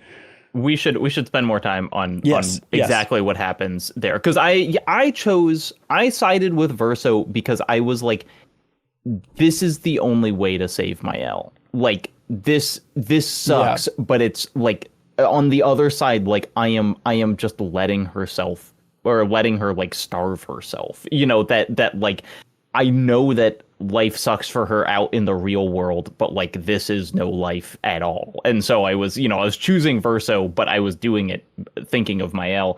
But then you do it, you beat her, and you tell your Gustav's, or sorry, not Gustav's, Verso's like slice of soul that it's time to stop painting. Yeah. But like Minoko and Esquier come up and he gives them a big hug and they fade away. And then there's like this portal where you're kind of seeing into Lumiere, and Ciel walks through, and I think her performance is really interesting because she's like, throughout the game, she's talked about, she's like, I'm ready for what happens when I die. You know, like if there's an afterlife, I get to go with my husband and my unborn child. And if there's not an afterlife, we're all in the same place again, whatever that is, you know, in that nothingness. And so she doesn't seem too upset. She's just kind of like, this is what's happening. Yeah. That was an interesting read because, like, she now knows that it's possible for her husband to come back. So I was surprised she acted that way, knowing that there is this new option where her husband could come back. And I mean, you're about to explain Lune, but basically I expected her to act like Lune too. Yeah. So Oh, and then Lune gives breaks my heart. The coldest look I have maybe ever seen someone give in a game. Like, I have seen that clip like so many times because I was editing around it, and it still like sends shivers down my spine. The way she sat down cross-legged like a little girl, finally, like letting herself just be like, whatever, I don't even care anymore. Like, I'll just sit down. It's like, oh my God. I was like low-key making the decision thinking of Lune too. I was like, which one would Lune be more mad at? But I had to side with Verso. I mean, to be betrayed that many times by Verso throughout the course of this game is like... Yeah. So there's no difference in her reaction if you romanced her? Because I was thinking, like, is this because I romanced CL and she came out was a bit nicer? She makes a kissy face at you as she fades away. Yeah, if you try and... If anything, she should be more mad. Yeah, exactly. Yeah, true. That's true, actually. You know what? You're right. I would be more pissed if a dude tried to bone me the whole time he was actively trying to delete my world. That would really piss me off more. There is some weird stuff on Verso's gravestone. Did anyone write in about this, Ben? No. Because this seems like they would have. Let me pull it up. Verso's gravestone, it shows the years of his birth and death. And on the gravestone, it says Verso de Sandra, 22 February 1879 to 33 December 1905. I did notice that. Love that. So that's just them trying to cement even more that like this isn't Earth. This isn't reality. This is a weirder version. I don't know. Like, I don't know if it's like an Easter egg or if we should read into it or what it's like. It's not a quick shot. Like, you have time to read it. Chiseling error. Is there just someone in chat said look up the French Republican calendar? So are there just 33 days in some months? Oh, that'd be interesting. France? How do they get away with that? Real quick, the line I also wrote down that destroyed me from Mael when she's pleading with Verso, where she has a line where she goes, "I'm so tired, Verso. Can we please go home and talk about this?" It's like, oh, that's the brutalest. Like, I'm so tired. Please. It's so real. Like, that's what I would say to my weird painted brother, who can we just talk for 5 minutes? Yes. Like, wait, stop. Can let's just go sit down and have a coffee and talk. Yep. Please. Exactly. Basically, it's just her just asking for a little bit more time, which is exactly what Verso was asking for with Alicia, even, you know? Yeah. Oh, brutal. Now, did anyone write in about the names of the endings? No. This is another big thing. Oh, yeah. So the names, the two epilogues, Verso's ending is called A Life to Love, and Mael's ending is called A Life to Paint. And those are both songs in the in the soundtrack. They're also each 11 minutes long, so it's 22 minutes.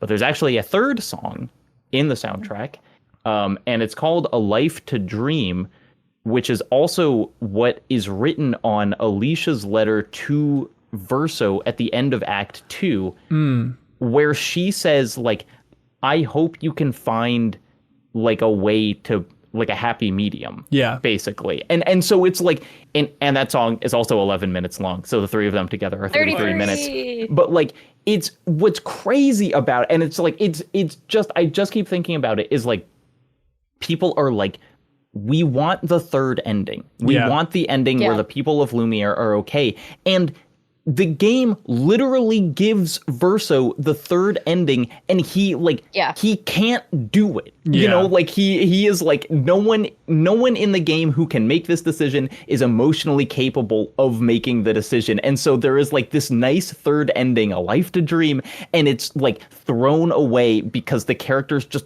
don't have the emotional capacity. And I think it's so amazing that is in there and yet not in there. Yeah, that's cool. I had no idea that it was that baked in. Treethan writes in on Patreon, they say, ending choices have nearly ruined the whole game for me. I wish the game just had one concise ending. Maybe it's a JRPG fanboy in me, but I want a story where I have no impact.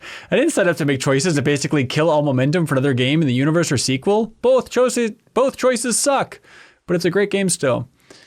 I loved it. I loved having that power. I do love the two endings. I think that both endings suck is what makes this so good.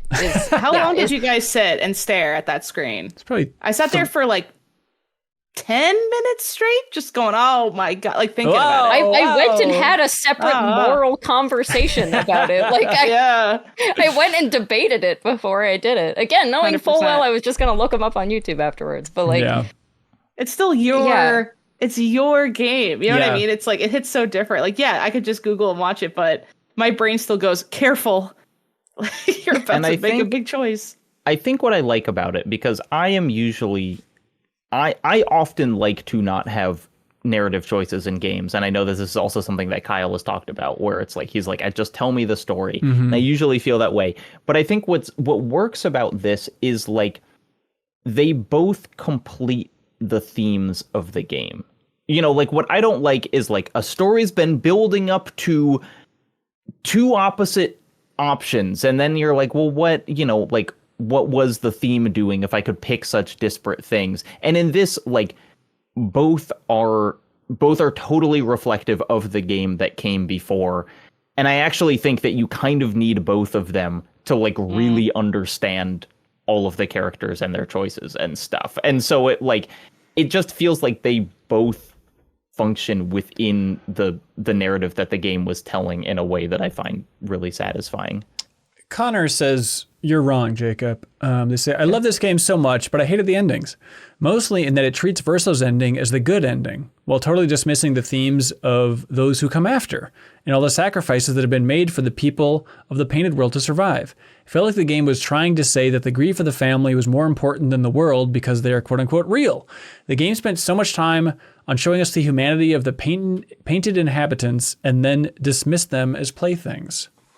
That was my problem with it too, was just like that ending really does kind of, the fact that they happily wave at the end is what does that for me. Like, yeah, I did love that. Like that is what makes it seem like those, like it treats the real world as inherently far more important, and not that you just made a different kind of grave error. Like, I think that both should be sad. I mean, they both are sad, but like, that I don't like that they waved happily goodbye at the end. I think that kind of waving happily. Why are they waving then? If you're mad, cross your arms. Well, because it's not them. Like, it's not. She's not seeing like actual Lune and CL. She's like saying goodbye to her childhood. Like we saw how they react. Yeah, I guess that's true. Yeah, that's a good point. Yeah. But yeah, I mean, I think that I guess I maybe would have preferred if they're going to show up in an apparition like that, or that they're like still mad at Mael. Like they're still like, you killed us. You don't get off the hook easy on this. I just don't think I agree with you that I think Mael's ending comes off as worse. But I just don't think that like assigning this a good bad ending is kind of giving credit to the game. Yeah. No, I agree. I don't think there is because of all the ending. things you said, you know, of like, this is the Alicia's good life is burned with a family who doesn't care about her, and not only losing a brother, but losing the last remnant of his soul. You know, like that is all tremendously sad. And trapped doing something she doesn't like and isn't good at because she's not allowed to write. Yeah. Yeah. I do sympathize with the people that are upset about that idea of, it's like, are they throwing away that entire idea of like, it's all about passing on to the next generation? We continue is so important here. Tomorrow comes, like all these like recurring themes and lines. And then it's like, yeah, but not so much. Not so much for you guys. You could argue those themes are just now being, it's like, what do you value? Yeah, the real world or the escapism fictional. Obviously, we got really attached to the fictional characters to the point that we got attached to the fictional characters. It's that they're not fictional. Like, right. They're as fictional as the Dissandras. Yeah, right. I think that's what they're trying to poke fun at. Is like, I'm looking at the Dissandras as real as they look at their painting people. You know, it's almost kind of like multi-layered, where I can't throw a stone and be mad at them because I'm doing the same thing to them right now in this game, kind of thing, is kind of how I felt about it. Even though I do agree that like the tone of showing the two of them was quite drastically different. And like, I loved the fact that there was two endings, and I liked that. I think maybe it could have been tweaked a little bit, so that was less like, oh yeah, this one sucks. Like very obvious with like the paint coming down her face and stuff. Yeah. Like, I don't know. They kind of showed everything they need to show. I think escapist fantasy with no critique on that would also not be correct. You know, like I don't trust even myself to like, you know, if it was just a happy looking escapism fantasy, like I don't, and they did absolutely nothing, like, you know, none of the black and white, none of that piano sting or whatever to kind of, or the paint on her face to kind of like show you that this is not right. You know, that like, if it's just the escapism, then you might just be like, that's the happy ending. See, everyone's happy. And you might kind of forget about the Dissandras in real life, you know, because you didn't spend that much time with them. So it's easier to forget about them and be like, well, yeah, I know there's a grieving family out there somewhere, but yeah. If you really think about that other quote unquote good ending as well, is like the final shot is her standing alone with her brother's grave. Like that's just it. That's the ending. She doesn't have like her mom come over and go sorry or like whatever the hell. Clea walks away. Awkward quickly. Silence. Clea doesn't even care. She like rolls her eyes almost and walks away. Her parents kind of hug, and it's sort of awkward. And no one looks at her or talks to her, like acknowledges her presence. She just stands there. And then her friends, who she's used for like coping purposes, just are like bye and float away. She's just alone, and then it ends. It's like that also is horrible and probably worse than the other thing, but they just showed us in a dramatic style, like the paint thing, so it felt more shocking when the last scene was being shown. It's like, I think if you want to make the themes the for those who come after and you know, we continue, tomorrow comes, I like, in the sense that art can teach you how to like overcome things that you don't have the strength to do without it. You know, it's like those are all lessons that Alicia needs to have now. Right. You know, as someone who essentially wants to kill herself, you know, like those are all like really important mottos to have. But I understand the point that it's still all focused on Alicia Dissandra, and not on anyone else that we met in the game. Yeah. I like how they pronounce Dissandra in the game. It sounds way better than the way we're saying that word right now. Dissandra. It's like Dissandra. Also, I was a sucker for every time Mael was like, I'm God in combat. I was like, oh, hell yeah. Steven. I'm Mael Dissandra. There she is. I live in Paris, France. Stephen Toth writes in and says, the emotional journey of Sophie is dead, Gustav is dead, none of these people are real and their existence is meaningless, is a real emotional roller coaster. Yeah, that's Clair Obscur, everybody. I cried at the beginning for nothing. Those guys weren't even real. But I think the game is saying you should have known that. They're never real, Kelsey. That's the whole point. Are you telling me that these video games, that's all fake? If you go inside one. Yeah. I mean, I think we touched on it a little bit earlier with, you know, Alan Wakiness and all that part of the conversation, but like how much do you think the developers are leaning into that idea of when they're like, we've gotten absorbed in our art a little bit too much before. We've kind of been consumed by this world. Do you think they're also talking about just how much time they've spent developing games? Yeah, 100%. I mean, I think it's they also have paint coming out of their eyes. Yeah. It is what if they show up for the Game of the Year awards with that on their face. Oh, that'd be awesome. That'd be sick, actually. They should do that. I volunteer. I'll do your makeup. Hey, you guys, listen. It's like Ben Starr could just show up dressed as Verso. He would do that, right? Yeah, I guess. Think he can play piano? He seems like the type of guy that can play piano. I bet he can play piano. He seems like the kind of guy that can just kind of do everything. Oh, what? Me? Play piano? Take that, Ben. True Space Baron says, So I have a question. Is it fair to also assume that the world the painters come from is also created in a similar way?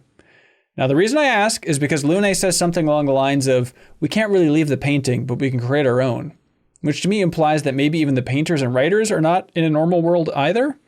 Regardless, I think the ending is great because everyone is wrong and right in similar amounts, and there's no way for everyone to be completely happy. Is it turtles all the way down? I think you have to assume that it's turtles? I mean, it literally is in that it's a video game created about this, which has the, like, so, yeah. The gamers will be the next group who win the war between the writers and the painters. It's like once you introduce the idea of one world being a simulation, like you don't get to say like, but this one's not. Right. This one we're 100% confident in. That must mean it's real. What if our Eiffel Tower is actually supposed to be real? Yeah. John from Baltimore says, I'm shocked that this is not an entire genre of comments, but is this a story about large language model chatbots? I was thinking about AI during this. Yeah, there we go. In the real world, I was thinking about Detroit Become Human as much as I hate that I was thinking about Detroit Become Human. Well, you have a poster above your bed, so I understand you can't stop thinking about it. Yeah. In the real world, AI chatbots first started in 2017 when someone wanted to create an AI of their friend based on his text when he died. Chatbots are now primarily used for companionship and therapy. Lune, CL, etc. are essentially AI chatbots lending massive relevance to the story's message about escapism and the shallowness of fake social ties in a time when a new generation is being raised when more and more of their conversations and relationships are with a computer. I can't imagine the story is looked back at in any other way in 20 years than it all plays out for Maëlle does in her ending.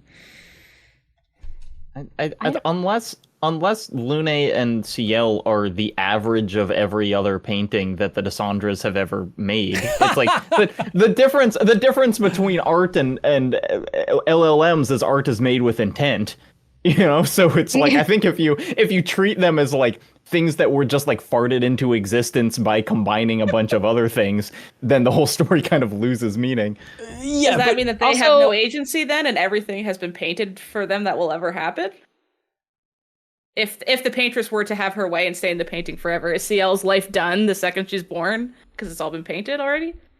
I kind of think so. I think that the painting is basically everything is predestined. That's why I think Gustave dies.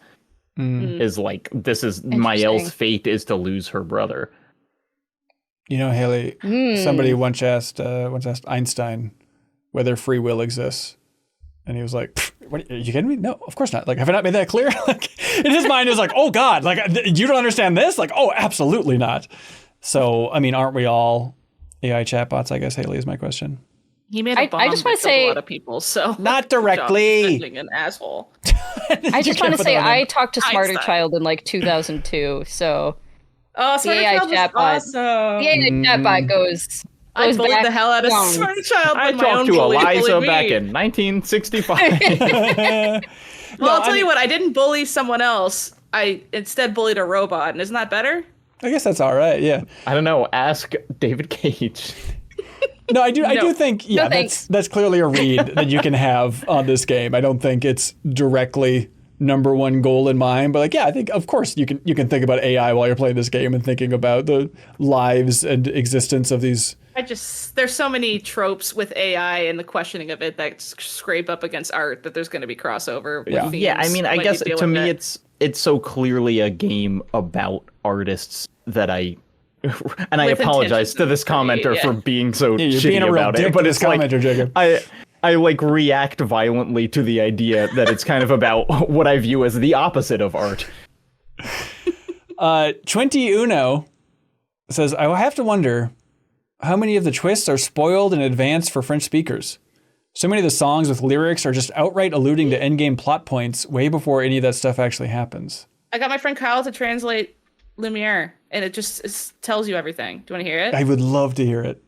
So a lot of this is not really proper French, he said, and some of it is like kind of like a weird pseudo nonsense French. But the Lumiere song, the one that's played like the entire freaking game, that's like Clair Obscur, that one that's played all the time. So it's the noisy clatter fades away, it drifts into eternal light, and Gustave watches over his dome. Agent Paris will be something something. You can figure out what he said. A dream realized will be 2. Up there, someone will be delighted. The rooftops, like a Renoir painting, will be etched. In Chiaroscuro, which is Clair Obscur in French, smudge and flaws will bend the Eiffel Tower. A watchful eye over the painting, yet it won't be the same without her. It's sung at us for hours and hours. I think that is like on the same level, other than it mentioning Gustav. I still think that's like almost on the same level as all the other hints it throws at us all throughout the game, like the fact that there are just frames everywhere and the gestuals are paintbrushes and everything is paint related. Yeah. Well, the Eiffel Tower was named after Gustav Eiffel. Oh, really? Yeah. Oh. I thought that was named after Eiffel 65. Tyler Carver. Tyler Carver writes in. Just what is this? You do that in bonus spot sometimes, and it always makes me laugh. So I just wanted to do it too. Tyler Carver writes in and says, "My friend was driving down the road the other day, and they heard someone blasting Minoko's theme out of their car. Nice. And he immediately called me like a giddy school child to tell me about it. Can you imagine how cool that would be to hear that in another strange car? And then it was Minoko driving the car. Oh my god! Oh, that'd be sick. That'd be sick because he couldn't see. But then they drove the car into a rock and everyone got concussions. It was a disaster. It was a disaster. They did not get as mad as they should have at him over that. I'm still not over that when he just smashed them all into pieces and they were like, "It's okay, let's keep going." I'm like, "No, I'd be pissed." What the hell? They're like, we just met this guy and we feel weird like telling him that he's bumming us all out. Burrito Bendito says, "I was a little disappointed that the game only did the split party thing once during Old Lumiere. I was hoping it would happen a few more times like they do in Rebirth, except for the Kate Sith part. We don't need to talk about that here. We're talking about Clair Obscur. It could have been a fun way to force players to experiment with all the party members. I was fully banking on this happening, especially in the ending, because Jacob's like, I use all the characters equally. And I was like, oh God, if I'm going to be punished in a big way for not using CL and Minoko, I'm going to be in trouble here. But nope. Turns out they're just like. Are you guys all pro split party, forcing you to use other people? It's nice to have a little taste of it. It's nice. I don't like it. Yeah. It's like I like it happen once. Don't make me feel like I have to play them because you're making me. Make them fun enough that I want to try them all. I mean, I get that, but you can't. That is the like, case. it's not Pokemon. Like, you can't really like juggle everyone's levels unless you're. You know, it's kind of a waste of resources to make everyone the same. That's what I did. I did. Truly, when Minoko like all my came, characters were like the same level. I kicked to Verso out, and I said, "Minoko, please." Poor Sael. I think I played her for 15 minutes tops. Same. Yeah. I never went through that whole game without understanding how Sael works. I'm kind of in the same camp. I feel like an asshole for it, but yeah. I'd like the context by the end too, of like in one of her final discussions about like, oh, she has the scythe because she was a farmer, and it's double bladed because she can farm faster. It's like, hell yeah. Just go farming like crazy. She was so Sarah, good. Put that in Fields of Mystria. Yeah. Come on, Sarah. Do you think she like threw little tarot cards at her crops? Yeah. Moonsbro writes in with another Final Fantasy VII thing. I'm sorry. I really wanted to scream loudly again. Sorry. I think your brain's just melting down. Moonsbro says, anyone else notice how this game's act structure matches up so closely to Final Fantasy VII and the 3 discs? Act 1, a party member dies permanently at the end. Act 2, you learn something that completely flips everything you know on its head.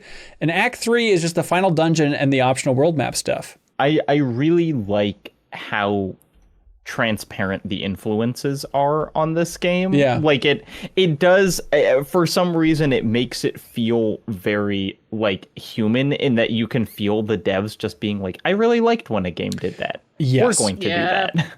Then again, what I keep thinking about is like, I think this game is such a masterpiece.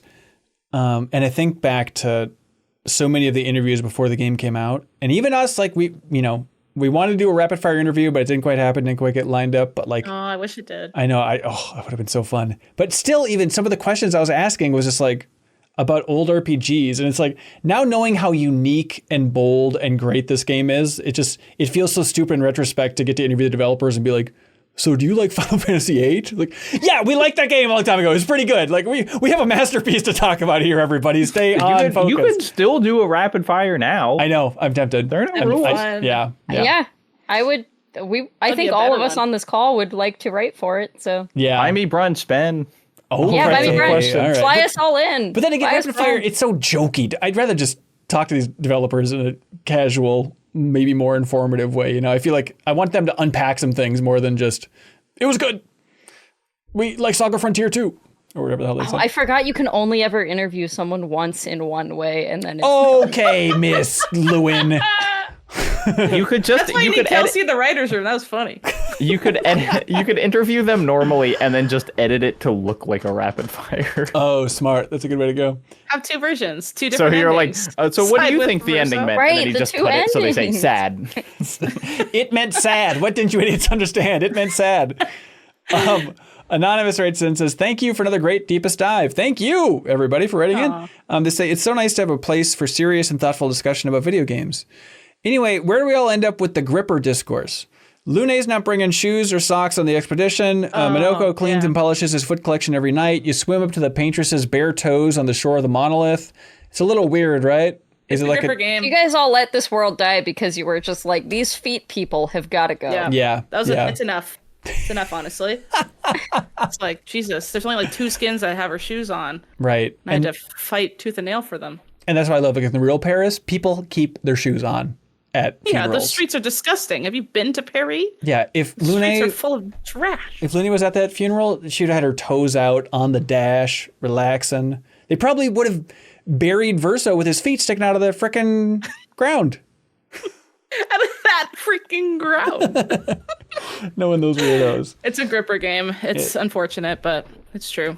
What are you going to do? Still a 10 out of 10. They somehow pulled it off. Gripper game, that's also a 10 out of 10. That's it. Yeah, if this game was fine. worse, would we be fixating on that more and being like, are these guys weirdos? Are these guys psychos? Absolutely. A lot of great games have just weird feet stuff. Every Dark Souls game just got like bare, dirty feet in them. It's just, it unfortunately, that's who makes great games. Is this the most... guys? Is this the best foot game ever made? Yeah, I think so. I'd say soccer. They have shoes on. Oh, yeah, that's true. That's true. Unless that new Sifu one has shoes off or some newer soccer Speaking game of or which, something. hey, look at this.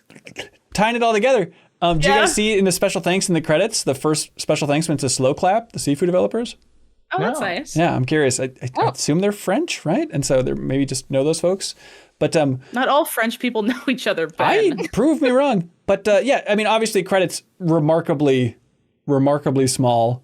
I was expecting like, okay, I know there's other people working on this game, but like they're not listed fully. It's focusing a lot on like the actors, right? But like, you know, The animators, they had I thought it was really nice. They had them all listed, but they also had their names like in their original language, like Korean, like listed. I feel like I've never seen credits do that. I was like, that's nice. No, it's worth pointing out that it's like, no, this game was not truly made by 33 people. Right. There was like a Korean team who did a lot of the combat animations. There's obviously a full orchestra, but like it also wasn't made by like 500. secretly 500. You know, it's not the Naughty Dog thing where it's like there are 40 studios that they're outsourcing Right. to or something. Yeah. Like it was even with the additional help that they pulled in, a small production. Yeah. I am having a tough time thinking about any other example to this level of game pretty much out of nowhere blowing you away this hard. Like, you know, it's like Balatro, stuff like that. But I think like at this level of production, it is really, really, really rare to have something this special come out of seemingly nowhere.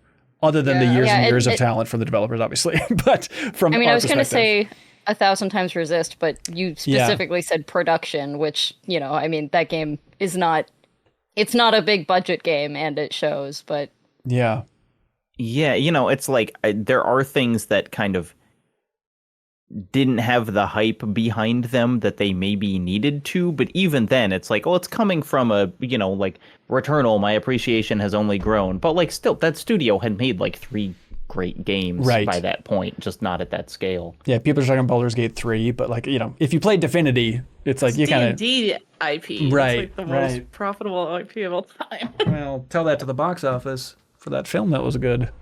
Well, that's the box office, That's Ben, the box not office. a video game console. Yeah. The best place to experience D&D. The Xbox office is what I call it. But yeah, I mean, I'm curious if other people have other examples, because the more I think about it, the more amazing it is that this level of production. I mean, all the skepticism that we had in the podcast of just like, okay, this looks good, but when's it really going to be like, I don't know. And I went back and watched like the Xbox Games Showcase from last year, Haley. It was like you and Leo and Jeffem. And when the trailer first appeared on there, it was like, even Leo was like, this combat looks almost too good. Like, if that's really what it looks like, oh my God. But like, okay. We were nervous about the menus, I remember. And like the numbers. I remember seeing the numbers for things pop up and be like, I don't know if I love the look of that. And then you play this for 5 minutes, you don't care about numbers at all. You're like, oh, this game's amazing. Yeah. Never mind. Well, like I mean, I am a big proponent of the Xenoblade Chronicles games, and those also look insane. Yes, like, they do. In trailers and stuff. Yeah. Like, they look inscrutable, and like, you are never going to understand it, but you do, and you will. Yeah. So, Kelsey, where'd you end up with this game overall? What'd you think of the ending? Is it living up to the rest of the game for you? Yeah, absolutely. No, I think it's really cool that, and Jacob kind of already alluded to this, that there's like almost a secret third ending, but even like you can just conceptualize what the correct ending is, and they don't let you have it. And I think that's so interesting that like just everyone step out of the painting and leave it alone. Yeah, that like That's that there is like there is like a logic that exists that could be a good ending, and we're just not given that because these are all very like flawed, grieving humans that don't really, can't, like you said, like they can't make the emotionally correct. They're not emotionally mature enough to make like good decisions here. Yeah. And so I thought that was, if every game was like that, it would annoy the hell out of me, but I've never had a game do this to me before, and I think it's really interesting. Yeah, I saw there was like some post on Blue Sky from somebody who beat it a while ago that scared me, where they said like, You okay? No, I was really freaked out. Like I had to turn the lights on when I saw this Blue Sky post. But someone just said like, I just beat Clair Obscur Expedition 33, watched both endings. Like one of those. And it just felt like, oh no, are they gonna fumble at I the hate end? that someone even said both endings. Like Right. I would even say that's kind of annoying. Like don't say that Right. out loud. Yep. All those teases are very frustrating. But I really enjoyed it. There are definitely people who are disappointed by the diminishing of the importance of the characters. Like a Mass Effect 3 ending. And I'm like, that is so not even close to true. Yeah. No. Yeah. I think I had the best setup in that my partner beat before me. I was sitting in here doing something and he came in, tears filling his eyes. Wow. I love that he cries. I think it's so cute. He's just like, it's so good. He's like, you're going to love it. And I was like, oh my God. And that just made me go, I can't wait to beat it. And then when I played it, I don't cry as easy as him. He was like staring at me. I didn't cry, but I was like, really good ending. He's like, right. And we just talked about it for like an hour. Did. Okay, I did. Good. You can tell him that I did. Mm-hmm. Okay, good. I'm sure you and him could have a chat and get to know each other. We'll cry together. Yeah. It'll be fun. Tune in to Give to the Max for 2025. We're going to auction off jars with all of our tears in them from Clair Obscur Version 33. It's going to be awesome. Good luck getting a single tear from Sarah. She'll stab you. Get a single tear at her. And you'll just have to give her allergies. That's how you we can get her. We can get her. Other thoughts? I mean, Jacob, I assume we're all loving the game and the ending's like okay. It's an interesting one to kind of chew on, but positive. Is that where we're all at? Just trying to make sure we've covered all the bases here. I think, I do think it kind of has to have these endings. I think the game could have functioned if you only got access to Verso's ending and there wasn't a choice at all. I still think I would have thought great ending. And maybe there would actually be less tumult about it because the presence of one choice kind of makes you wish for another choice. But like, I think the endings are great. I think that the whole game is great. I really agree with what you said, Ben, where you were talking about the humor, but just in general, it's like the ability to just kind of make choices is something that this game feels so free to do. Yes. And it really feels very authored and it feels very just kind of like that it is actually, they decided the story that they wanted to tell and then made a game around that, which sounds obvious, but is both like uncommon and really hard to do in game development because gameplay is important and pacing is important and all of these things that can kind of screw up a story. And so just the fact that it all came together as cohesively as it did, I think is just a complete victory. Yeah, absolutely. Well, hey, thank you so much, everybody, for playing along with us, for sharing the deepest dive with a friend, for submitting comments for us to read during this discussion. You've all been incredible. Shout out to everybody in the Discord channel in particular who have just been amazing for so long and spoiler tagging all their stuff to not ruin the experience for other people. They're so polite in there. Yeah, it is lovely. So thanks again to everybody. We hope you enjoyed the deepest dive on Clair Obscur Expedition 33. If there's a deeper, better discussion about this game out there on the internet, please send it to us. First of all, we'll be surprised. And second of all, we want to watch it and consume it. So please send it our way. Is this the perfect deepest dive game? It kind of, for me personally, is like, this is the credit perfect to deepest Jacob dive game. for making us do this. Yep. Yeah. We're going to want to do this. Yeah. No, that was... I remember I messaged you, Ben. You were like, play a couple hours and tell me if you want to be on the deepest dive. Right. And I was like, I want to be on the deepest dive. Like, I played it for a couple hours. I was like, yeah. Yeah, thank God, Jacob. Great call. Thanks for stopping the train and shifting our tracks a little bit to be like, okay, we absolutely need to do this, of course. What's next for the deepest dive? You tell us what you'd like to see. I have an idea. It's not going to be Death Stranding 2. Just to pop people's bubbles. Sorry.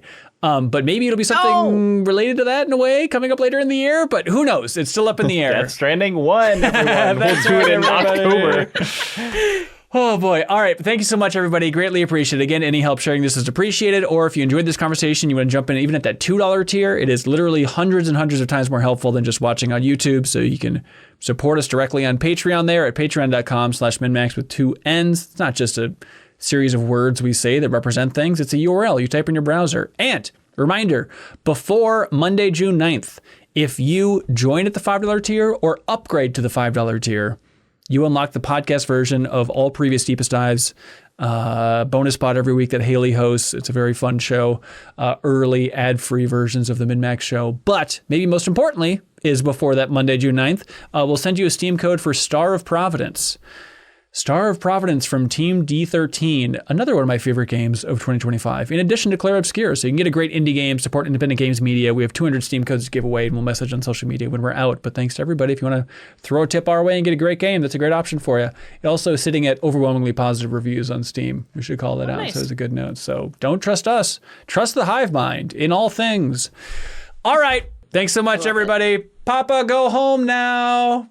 Go home, Papa. Go home. Leave the painting. Thank you, Papa. Did you know that you can double the amount of MinnMax podcasts you listen to every single week right in your favorite podcast app? All you have to do is go to patreon.com/MinnMax with 2 N's, jump in at that $5 tier, and then you're good to go. You have the podcast version of The Deepest Dive, Max Spoilers, MinnMax interviews, weekly access to Bonus Pod, which is our Patreon exclusive podcast. It's very good. And early and ad-free versions of the MinnMax Show podcast every single week. There's a ton of content in there, and it's a way to directly support what we do here at MinnMax.